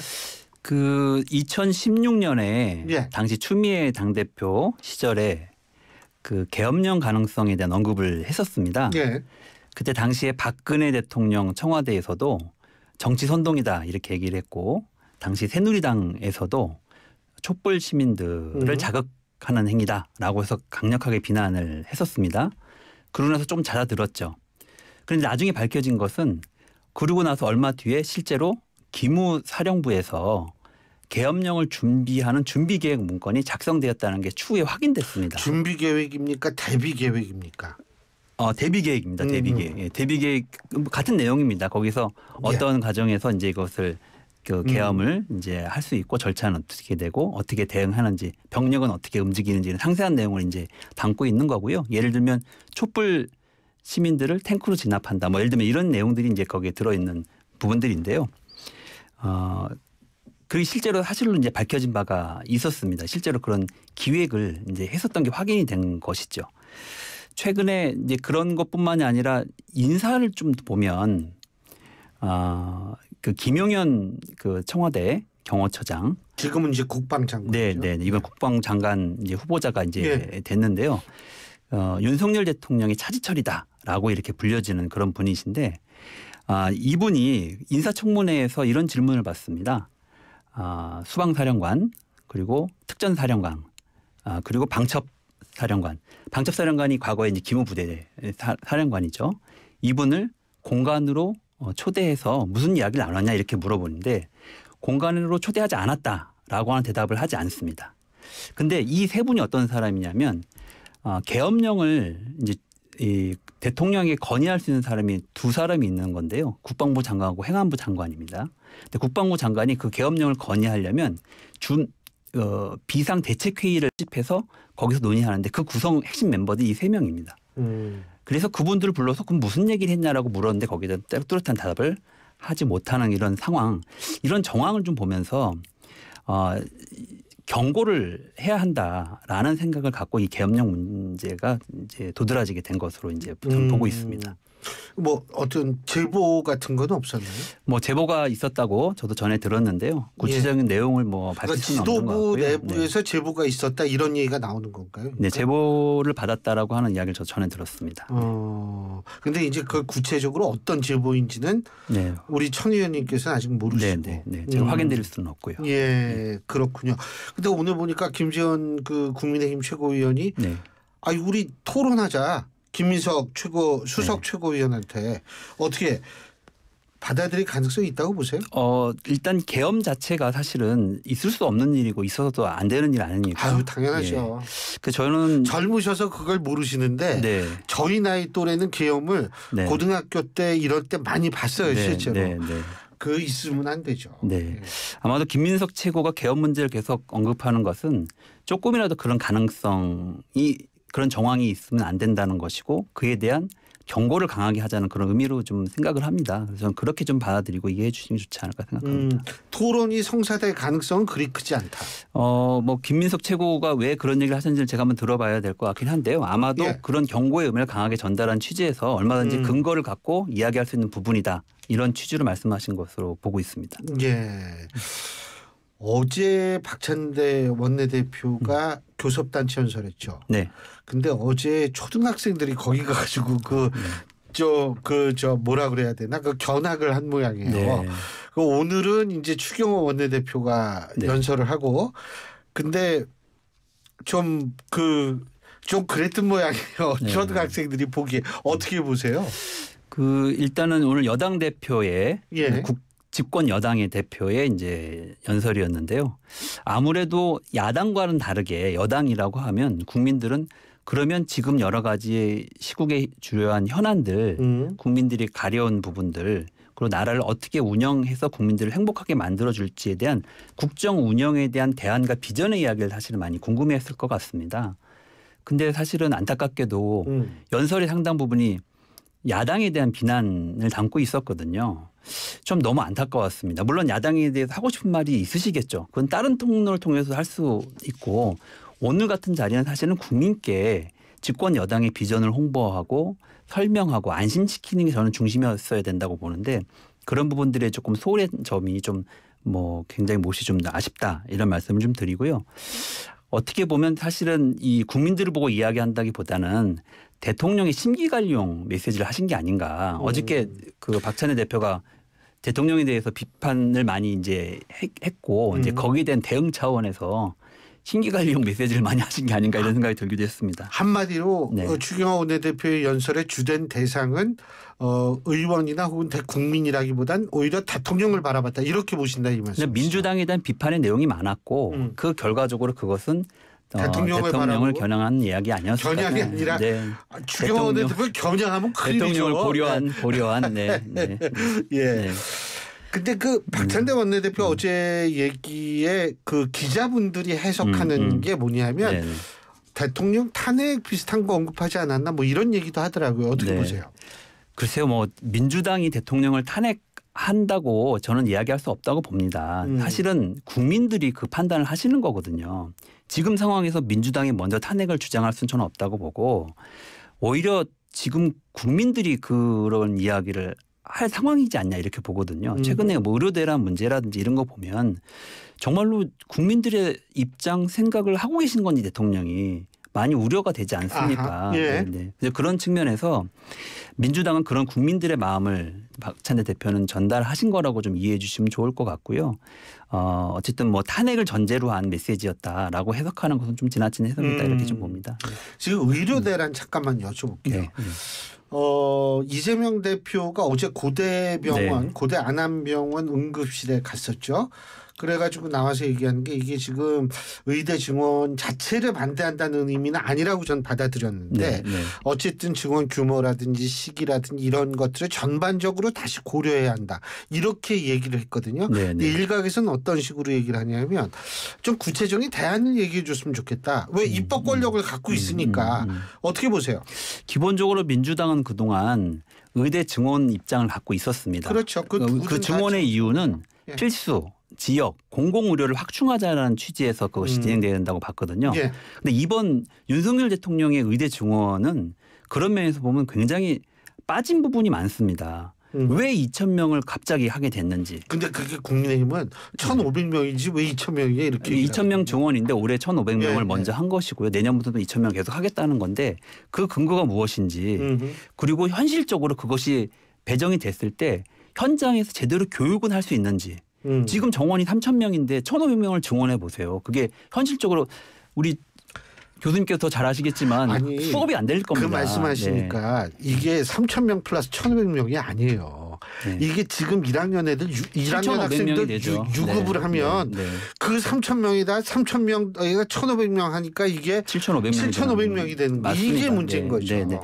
그러니까 그 상황에서 정상적인 교육과 인재 의료진으로서 양성 과정이 진행될 수 있겠느냐라고 하는 의구심이 드는 겁니다. 그래서 정부의 의도나 계획 자체가 충분히 설명되지 않은 측면도 있지만 그것이 진행되는 과정도 너무 거칠고 사실은 아마추어적이어서 사실은 모든 게 다 어긋난 상태로 지금 와 있고 결과적으로는 그 고통을 국민들이 다 오롯이 지고 있는 그런 상황이 됐거든요.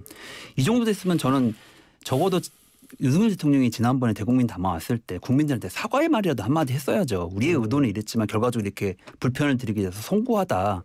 이런 말이라도 한마디 했어야 되는 거 아닌가 이렇게 생각을 하고 또 필요하다면 국민들을 달래고 또 의료계와 대화를 위해서라도 관련 책임 있는 사람들이 문책도 하고 이렇게 했었어야 되는데 오히려 아무 문제 없다. 너무 정상적으로 잘 돌아가고 있다. 병원에 한번 가봐라. 예를 들면 이런 이야기를 함으로써 사실은 국민들의 분노를 더 불러일으켰고 그게 더 절망적인 것은 앞으로도 달라질 게 별로 없어 보인다. 나아질 게 없어 보인다라고 하는 이런 게 사실은 정말 절망을 주게 된 게 아닌가 이런 생각이 듭니다. 그래서 민주당 입장에서는 어쨌든 지금 여러 가지 의료 개혁과 관련된 제도가 있지만 지금 제일 중요한 것은 이 상황을 정상화시키는 거 이거보다 더 큰 가치는 없다고 생각을 하거든요. 그런 측면에서 대통령께서 국민들에게 사과하고 그리고 관련 책임자들이 문책하는 조치를 좀 해서 그걸로 지금 파업을 하고 있는 의료진들을 좀 달래서 그러니까 이제 진료에 들어오고자 하는 의료진들 달래서 복귀를 시키기 위한 설득 작업을 하는 게 일단 1차적으로 중요하다고 봅니다. 그래야만 지금 이 의료 대란 사태를 국민의 생명은 구해야 될 거 아닙니까? 그러니까 지금 말씀을 요약해 보자면 일단 의사들이 요구하고 있는 관련자의 경질, 그죠? 뭐 최소한 보건복지부 장차관 정도 되겠죠. 그다음에 대통령의 대국민 뭐 사과든 뭐든 입장을 진솔하게 표명을 하고 바로 잡으려는 노력을 해야 그러면서 협조를 구해야죠. 요게 필요하다. 오케이, 알겠습니다. 근데 그 비서관들 뭐 이렇게 1급 비서관들 이렇게 응급실에 보낸다 그러는데 그건 어떻게 보세요? 정말 그것도 정말 웃기는 얘기이고요.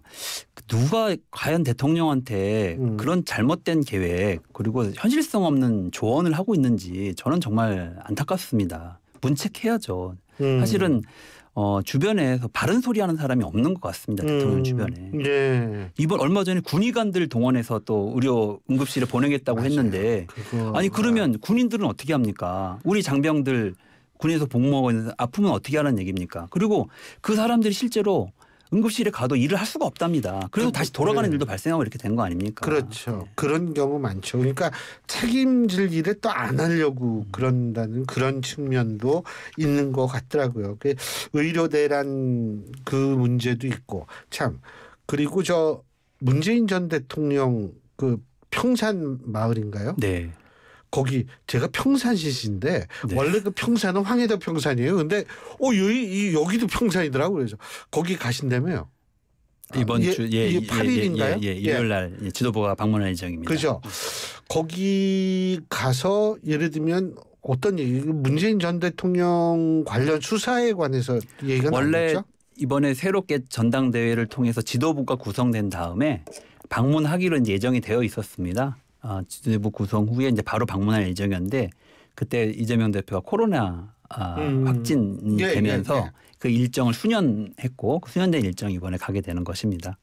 아무래도 문재인 대통령을 만나 뵙고 뭐 여러 가지 뭐 안부도 서로 전하고 또 덕담도 듣고 또 의견 나누고 이런 기회가 있게 되겠죠. 근데 지금 문재인 전 대통령 수사에 그거에 대해서 민주당 내부에서 상당히 반발을 하고 있는 것 같은데. 네, 그렇습니다. 지금 정권이 교체된 지가 벌써 2년이 넘었고 사실은 갑작스럽게 지금 압수수색이라고 하는 자극적인 방식으로 이 문제를 다시 이제 터뜨린 건데요.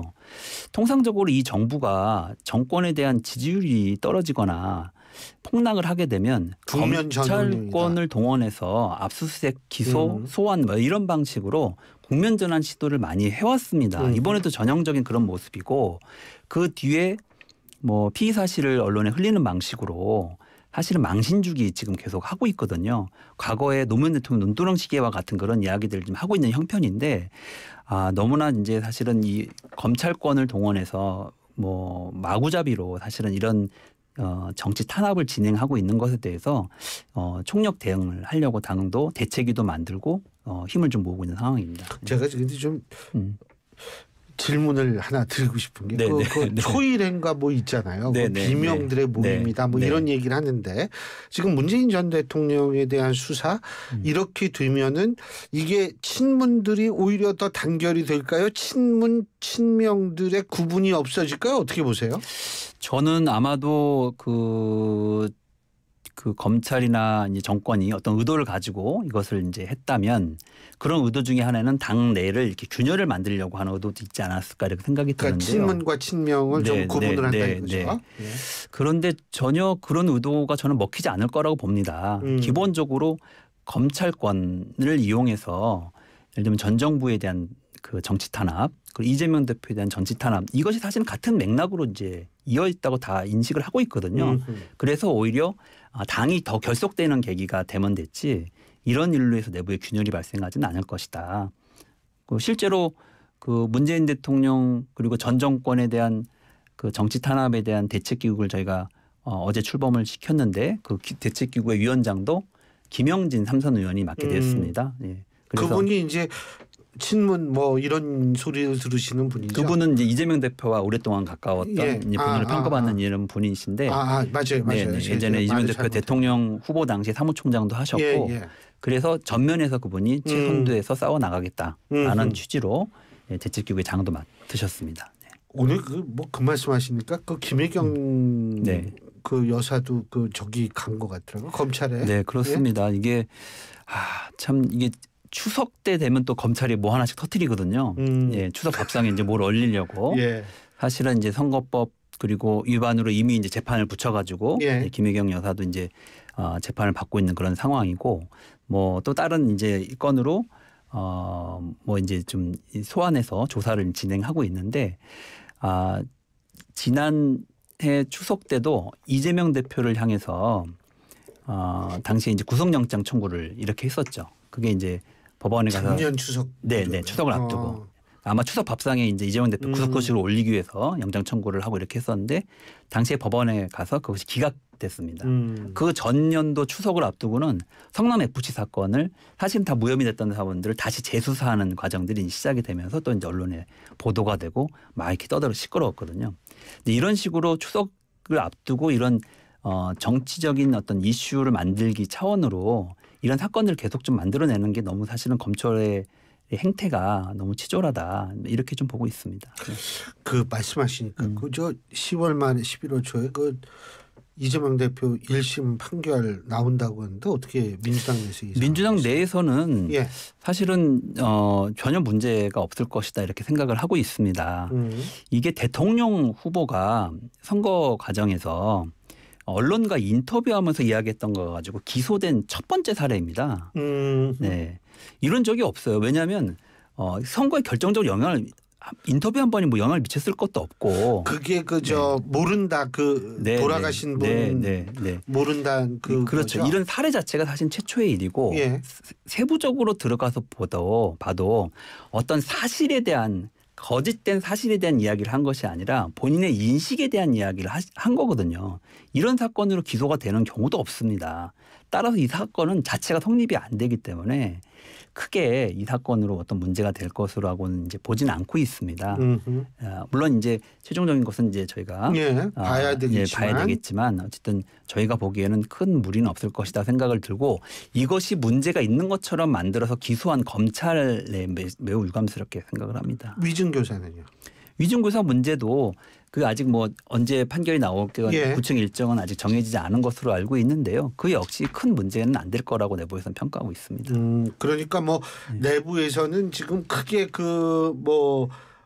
판결이 나왔을 때 일어날 수 있는 어떤 정치적 변동에 대해서 별다른 대비할 이유도 없다라고 생각하시네요. 네, 물론 이제 재판 과정은 성실하게 임하고 최선을 다해서 이제 소명도 하고 이 절차는 당연히 하는 것인데요. 이 사안의 성격이나 내용 자체가 그렇게 심각한 문제가 있다고 저희는 보고 있지 않고 그럴 사안도 아닌데 검찰이 일단 검찰의 기소 행위 자체가 사실은 일종의 징벌적 효과를 가져옵니다. 이재명 대표와 관련해서는 대표가 된 이후에 검찰에서 모두 7번의 소환장을 발부했습니다. 그중에서 6번을 기소를 했거든요.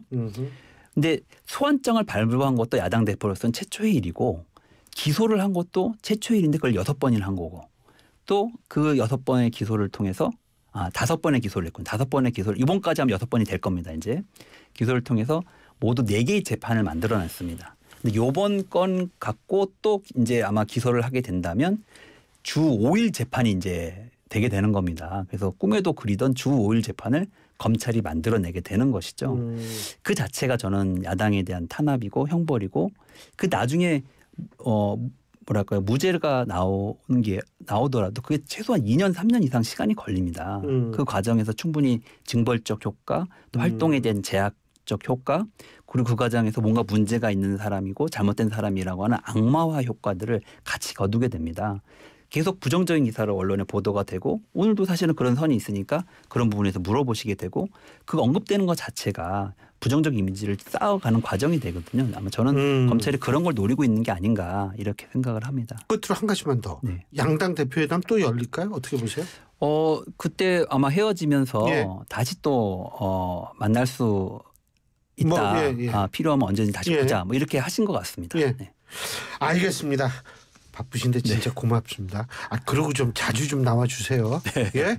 정말로 질문지대로는 안 하시는군요. 아니 이 정도면 전 질문지 그대로 한 건데. 오늘 말씀 잘 들었습니다. 네. 고맙습니다. 감사합니다. 지금까지 더불어민주당 전략기획위원장이시죠. 천준호 의원이었습니다. 신율의 뉴스 정면 승부 3부 순서 여기서 줄이고요. 잠시 뒤 4부에서 뵙겠습니다. 그때도 지금도 내일도 Still love 대한민국. 안녕하십니까. 대한민국 월남전 참전자회 회장 이화종입니다. 월남전 참전자회는 베트남 전쟁에서 벌어진 전쟁에 자유 십제군으로 참전했던 우리 전우들의 숭고한 희생과 공헌을 기리기 위해 설립되었습니다. 생존해 있는 17년만 전우들의 가슴 속에는 결코 잊을 수 없는 전쟁의 상흔이 남아 있습니다. 앞으로 우리 단체는 다시는 전쟁의 아픔과 상처를 겪지 않도록 국민과 함께 애국심과 안보의식을 고취시키는 일에 선도적인 역할을 다할 것입니다. 우리는 그때도 지금도 내일도 여전히 우리나라 대한민국을 사랑합니다. 스틸러브 대한민국. 이 캠페인은 국가보훈부와 함께합니다. 골프용품 살 땐 딜팡! 딜팡 골프용품 딜팡 할인 터져 팡팡 딜팡 골프용품은 딜팡. 신규 가입 후 첫 구매 시 인기 골프용품이 단돈 100원부터 지금 검색하세요. 딜팡 코인딜.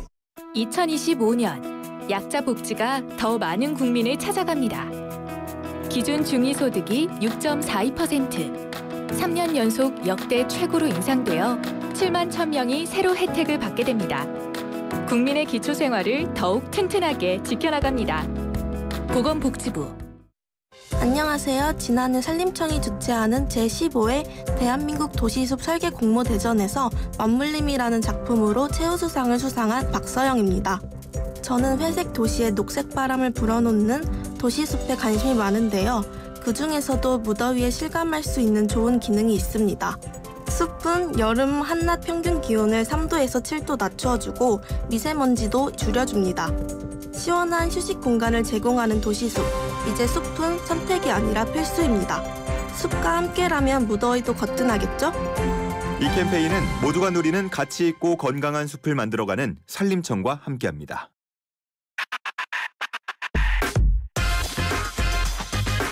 YTN 라디오 신율의 뉴스 정면 승부.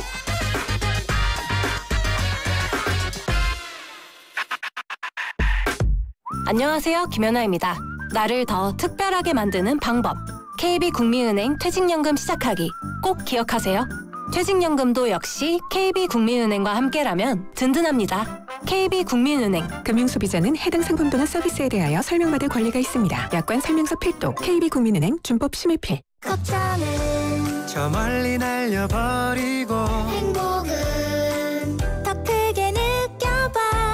걱정 없이 행복한 인생 푸본현대. 내가 선택한 푸본현대 건강보험 마이피. 푸본현대생명. 가입 시 유의사항을 확인하세요. 건강한 나의 내일 행복한 나의 내일 빛나는 나의 내일 건강한 매일. 건강한 내일을 여는 글로벌 헬스케어 기업 휴원스.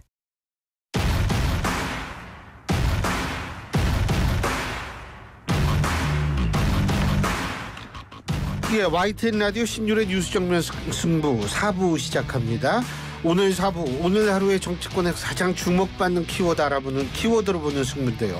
오늘도 지금 상암동 근처에 있는 축구 때문에 아주 자동차가 꽉 막혀 있는데 그럼에도 불구하고 우리를 위해서, 여러분을 위해서 오신 두 분 소개해드리겠습니다. 먼저 조청래 전 여의도연구원 부원장 나와 계십니다. 어서 오십시오. 안녕하십니까, 조청래입니다. 그리고 김민하 시사평론가십니다. 안녕하십니까. 안녕하세요. 자, 오늘 키워드로 보는 승부 첫 번째 키워드부터 가볼까요? 윤 대통령 그리고 이재명 대표, 한동훈 대표 응급실 방문입니다. 이 응급실 문제가 심각해요, 사실은. 근데 사실 대통령이 뭐 문제 의식이 있다 없다를 떠나가지고 한번 의료 현장에 가보시는 걸 뭐 바라는데 지난번에 기자회견 때 그런 얘기를 해가지고 이게 참 그런데 어떻게 보십니까?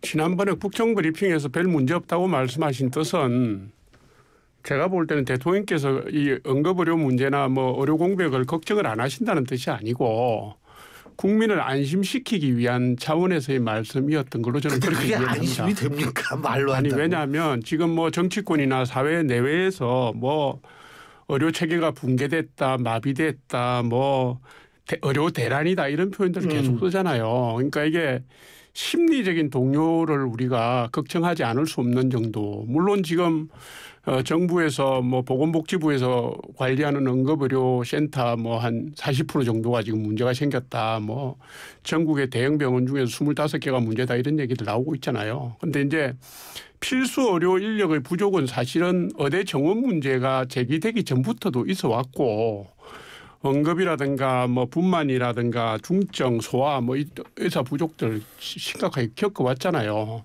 정부가 그 문제를 해결하기 위해서 의대 정원 문제를 들고 나온 건데 지금 사실은 정부가 다른 뭐 대안을 고민을 하려고 해도 의사단체나 뭐 이분들이 뭐 의견을 내질 않지 않습니까? 무조건 원래대로 돌리라는 얘기인데 이게 지금 우리나라 의료인실로 보면 의사 수가 늘어나야 되는 건 맞는 거 아닙니까? 방향은.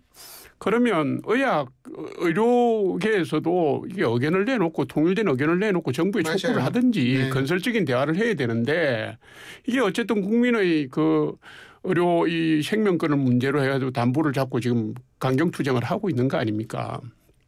그래서 추석 앞두고 뭐 걱정이 많으시리라고 생각하고요. 국민들도 그렇고 저는 대통령도 걱정하고 있다고 봅니다. 어제도 말씀하시는 걸 보면 군의관이나 공공보건의를 투입해서 뭐 공백을 막겠다.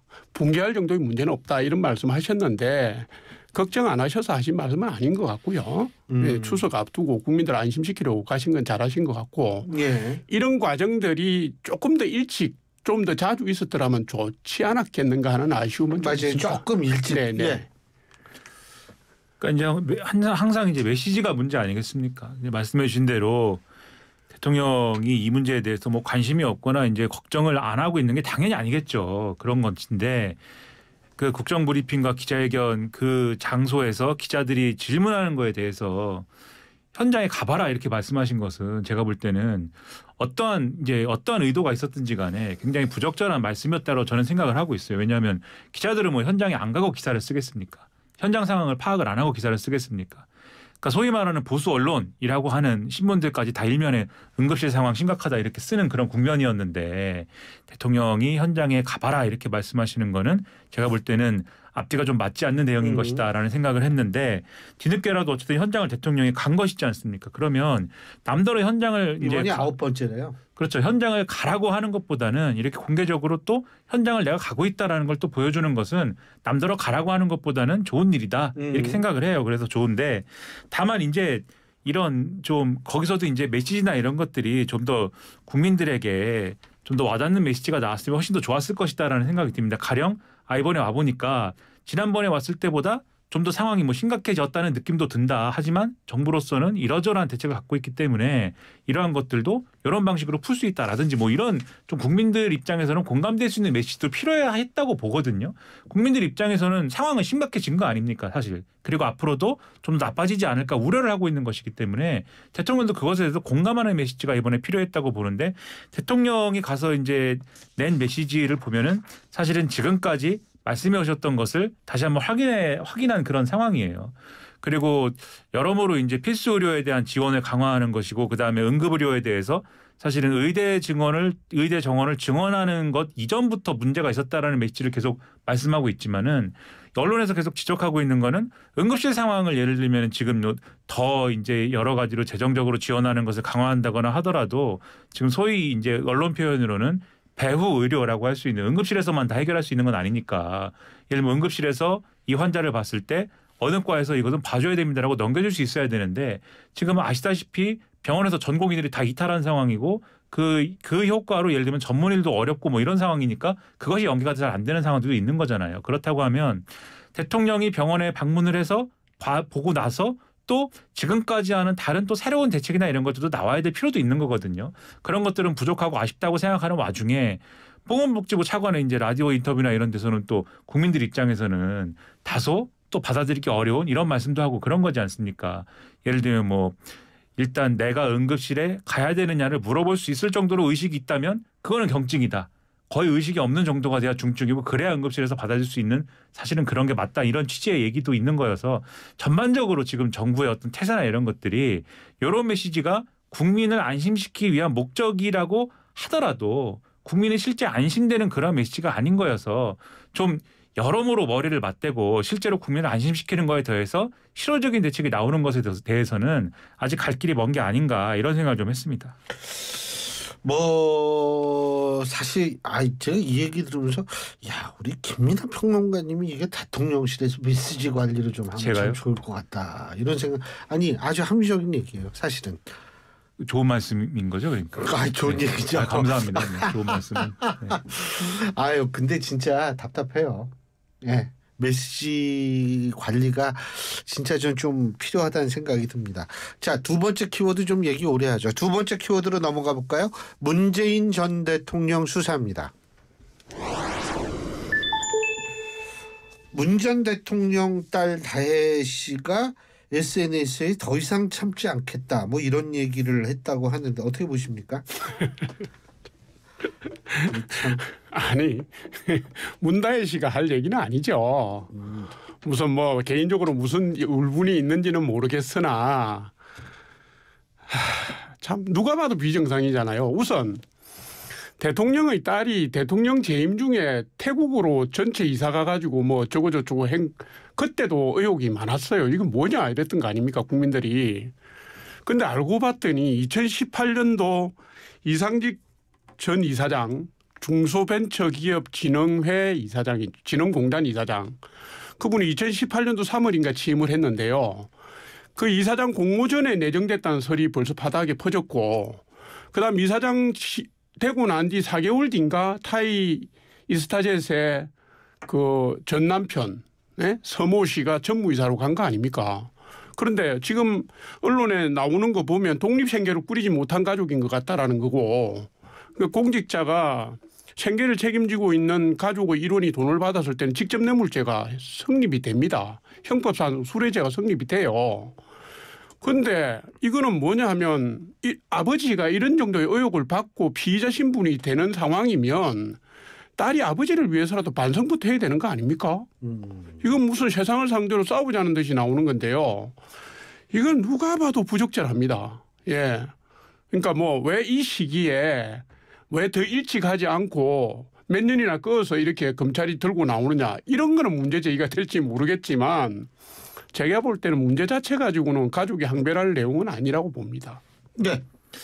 문다혜 씨가 SNS에 이제 여러 가지 얘기를 쓰는데 쓰고 싶은 게 있으면 예를 들면 억울한 부분이 있으면 구체적으로 써야 되는 것이죠. 지금 검찰의 수사 방향이 뭐 예를 들면 언론에 이런 식으로 나오는 것이 잘못됐고 억울하다든가 아니면 언론 보도에 이러저러한 부분들은 사실이 아니라든가 또는 검찰 수사가 말씀해 주신 것처럼 굉장히 오래되고 있기 때문에 가족들의 고통이 심하다든가 뭐 이런 내용이 있어야 될 거 아닙니까?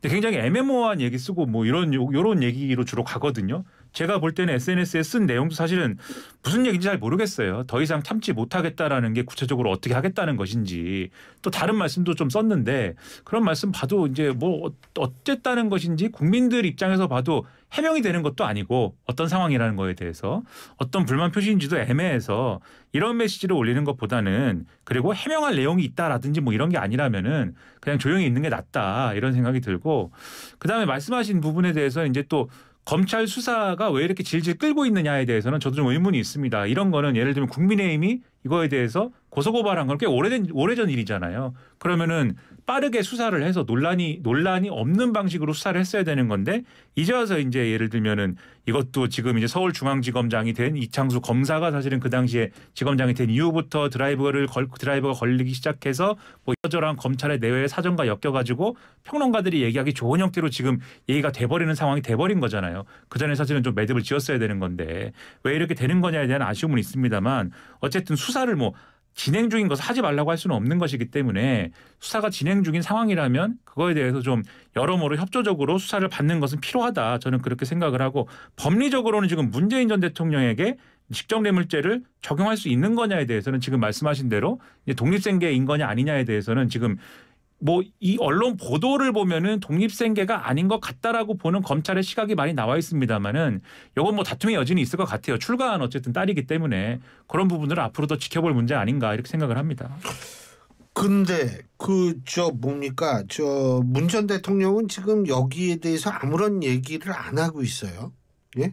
어떻게 보십니까? 낼 메시지가 있나요? 그러니까 공판 기일에 공판 기일 전 정의신문에 지금 통보를 했는데 출석하라. 이게 이제 피의자들의 그 방어권을 보장하는 법적인 장치이기 때문에 굳이 나갈 필요는 없잖아요. 그러니까 거기도 안 나올 분이 특정한 메시지를 냈다고 꼬투리 잡히는 게 싫죠. 이분도 뭐 대통령을 하셨고 정치를 하신 분인데 그걸 모르겠습니까? 그리고 이 사안은 그렇습니다. 문다혜 씨가 SNS에 글을 올리는 순간 더 정폭되는 거예요. 누구든지 피의자 신분인 사람이 의견을 내놓는 순간 그게 논란을 더 키웁니다. 그래서 제가 볼 때는 그런 의미에서 이 메시지 관리에 들어간 것 같고요. 그러니까 아마도 제가 볼 때 역할 분담을 해서 민주당 내에 친문계 의원들이 전면에 서고 또 혹은 뭐 민주당이 TF나 특위를 구성해서 싸우는 형태로 하고 양산 사전은 침묵을 지키는 형태로 가지 않을까 짐작이 됩니다. 어떻게 보세요?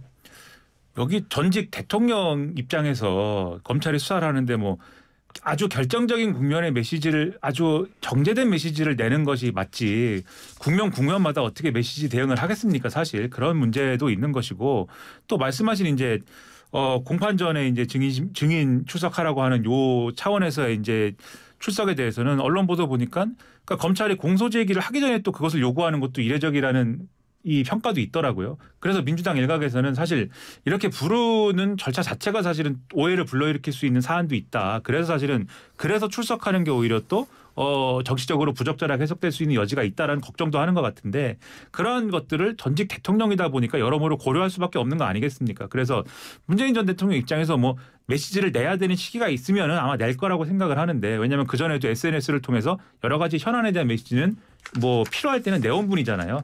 낼 거라고 생각하는데 저는 뭐 계속해서 뭐 보도가 나올 때마다 그것에 대해서 대응하는 방식으로 메시지를 내는 것은 오히려 부적절할 수 있다 이렇게 생각하고 있습니다.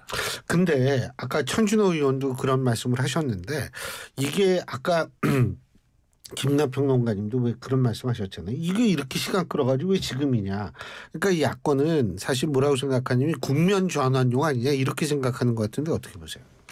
아니 문재인 대통령 일가족을 건드려서 무슨 국면 전환을 한다는 뜻입니까? 뭐 의정 갈등 문제를 국면 전환한다는 뜻입니까? 이게 지금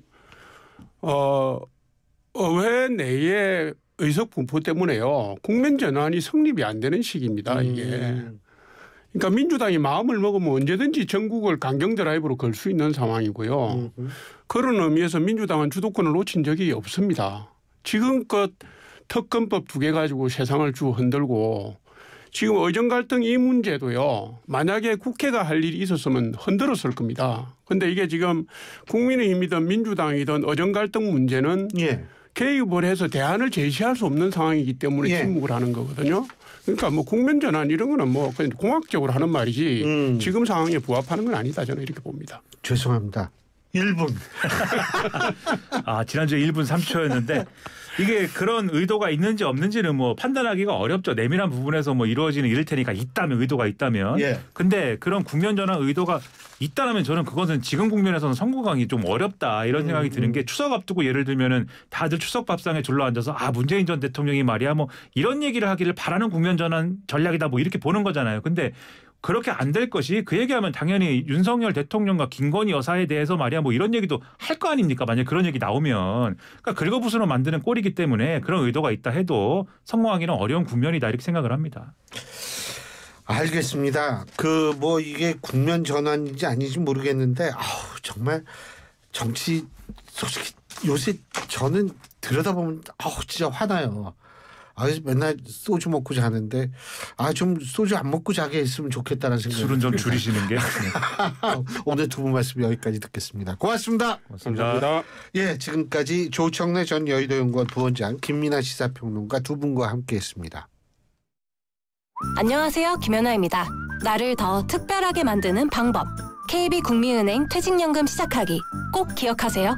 퇴직연금도 역시 KB국민은행과 함께라면 든든합니다. KB국민은행. 금융소비자는 해당 상품 또는 서비스에 대하여 설명받을 권리가 있습니다. 약관 설명서 필독. KB국민은행 준법 심의필. 대한민국 대표 트렌치 코리아 트렌치. 식품, 주방, 욕실, 조경, 토목, 건축 트렌치. 전 세계 유명 트렌치를 한눈에 설계에서 시공까지 기술력으로 인정받는 대한민국 트렌치 코리아 트렌치. 코리아 트렌치. 코리아 트렌치. 오늘을 기록하는 소리, 내일을 준비하는 소리, 그리고 인생을 돌아보는 소리. 모두의 성장을 고민하는 브랜드 오럼. 오래도록 가치 있는 평생 소장품을 만듭니다. 당신의 이야기가 완성되는 곳. 합성목재 예스팀바, 산책로, 야외 데크, 울타리, 사이딩, 전원주택 인테리어까지 다양한 형태로 활용이 가능한 친환경 합성목재 예스팀바. 우수한 품질의 정부 조달 우수 제품, 나무 느낌 그대로. 합성목재 예스팀바. 경동산업 주식회사. 오늘은 또 뭘 먹을까? 점심 전쟁, 메뉴 전쟁, 출출하니 킹콩킹콩 입맛 도는 킹콩킹콩. 보는 순간 구집에서 배부르네. 킹콩킹콩. 매일매일 같은 메뉴 바꿔보자. 회식 장소 신상 가득 무한 리필 킹콩. 킹콩하면 부대찌개, 부대찌개하면 킹콩. 킹콩 부대찌개.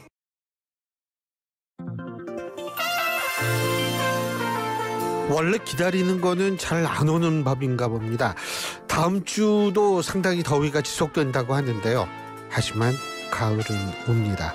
자, 신율의 뉴스 정면 승부, 오늘 순서는 여기서 모두 줄이겠습니다. 전 내일 저녁 5시에 여러분 다시 찾아뵙죠. 고맙습니다.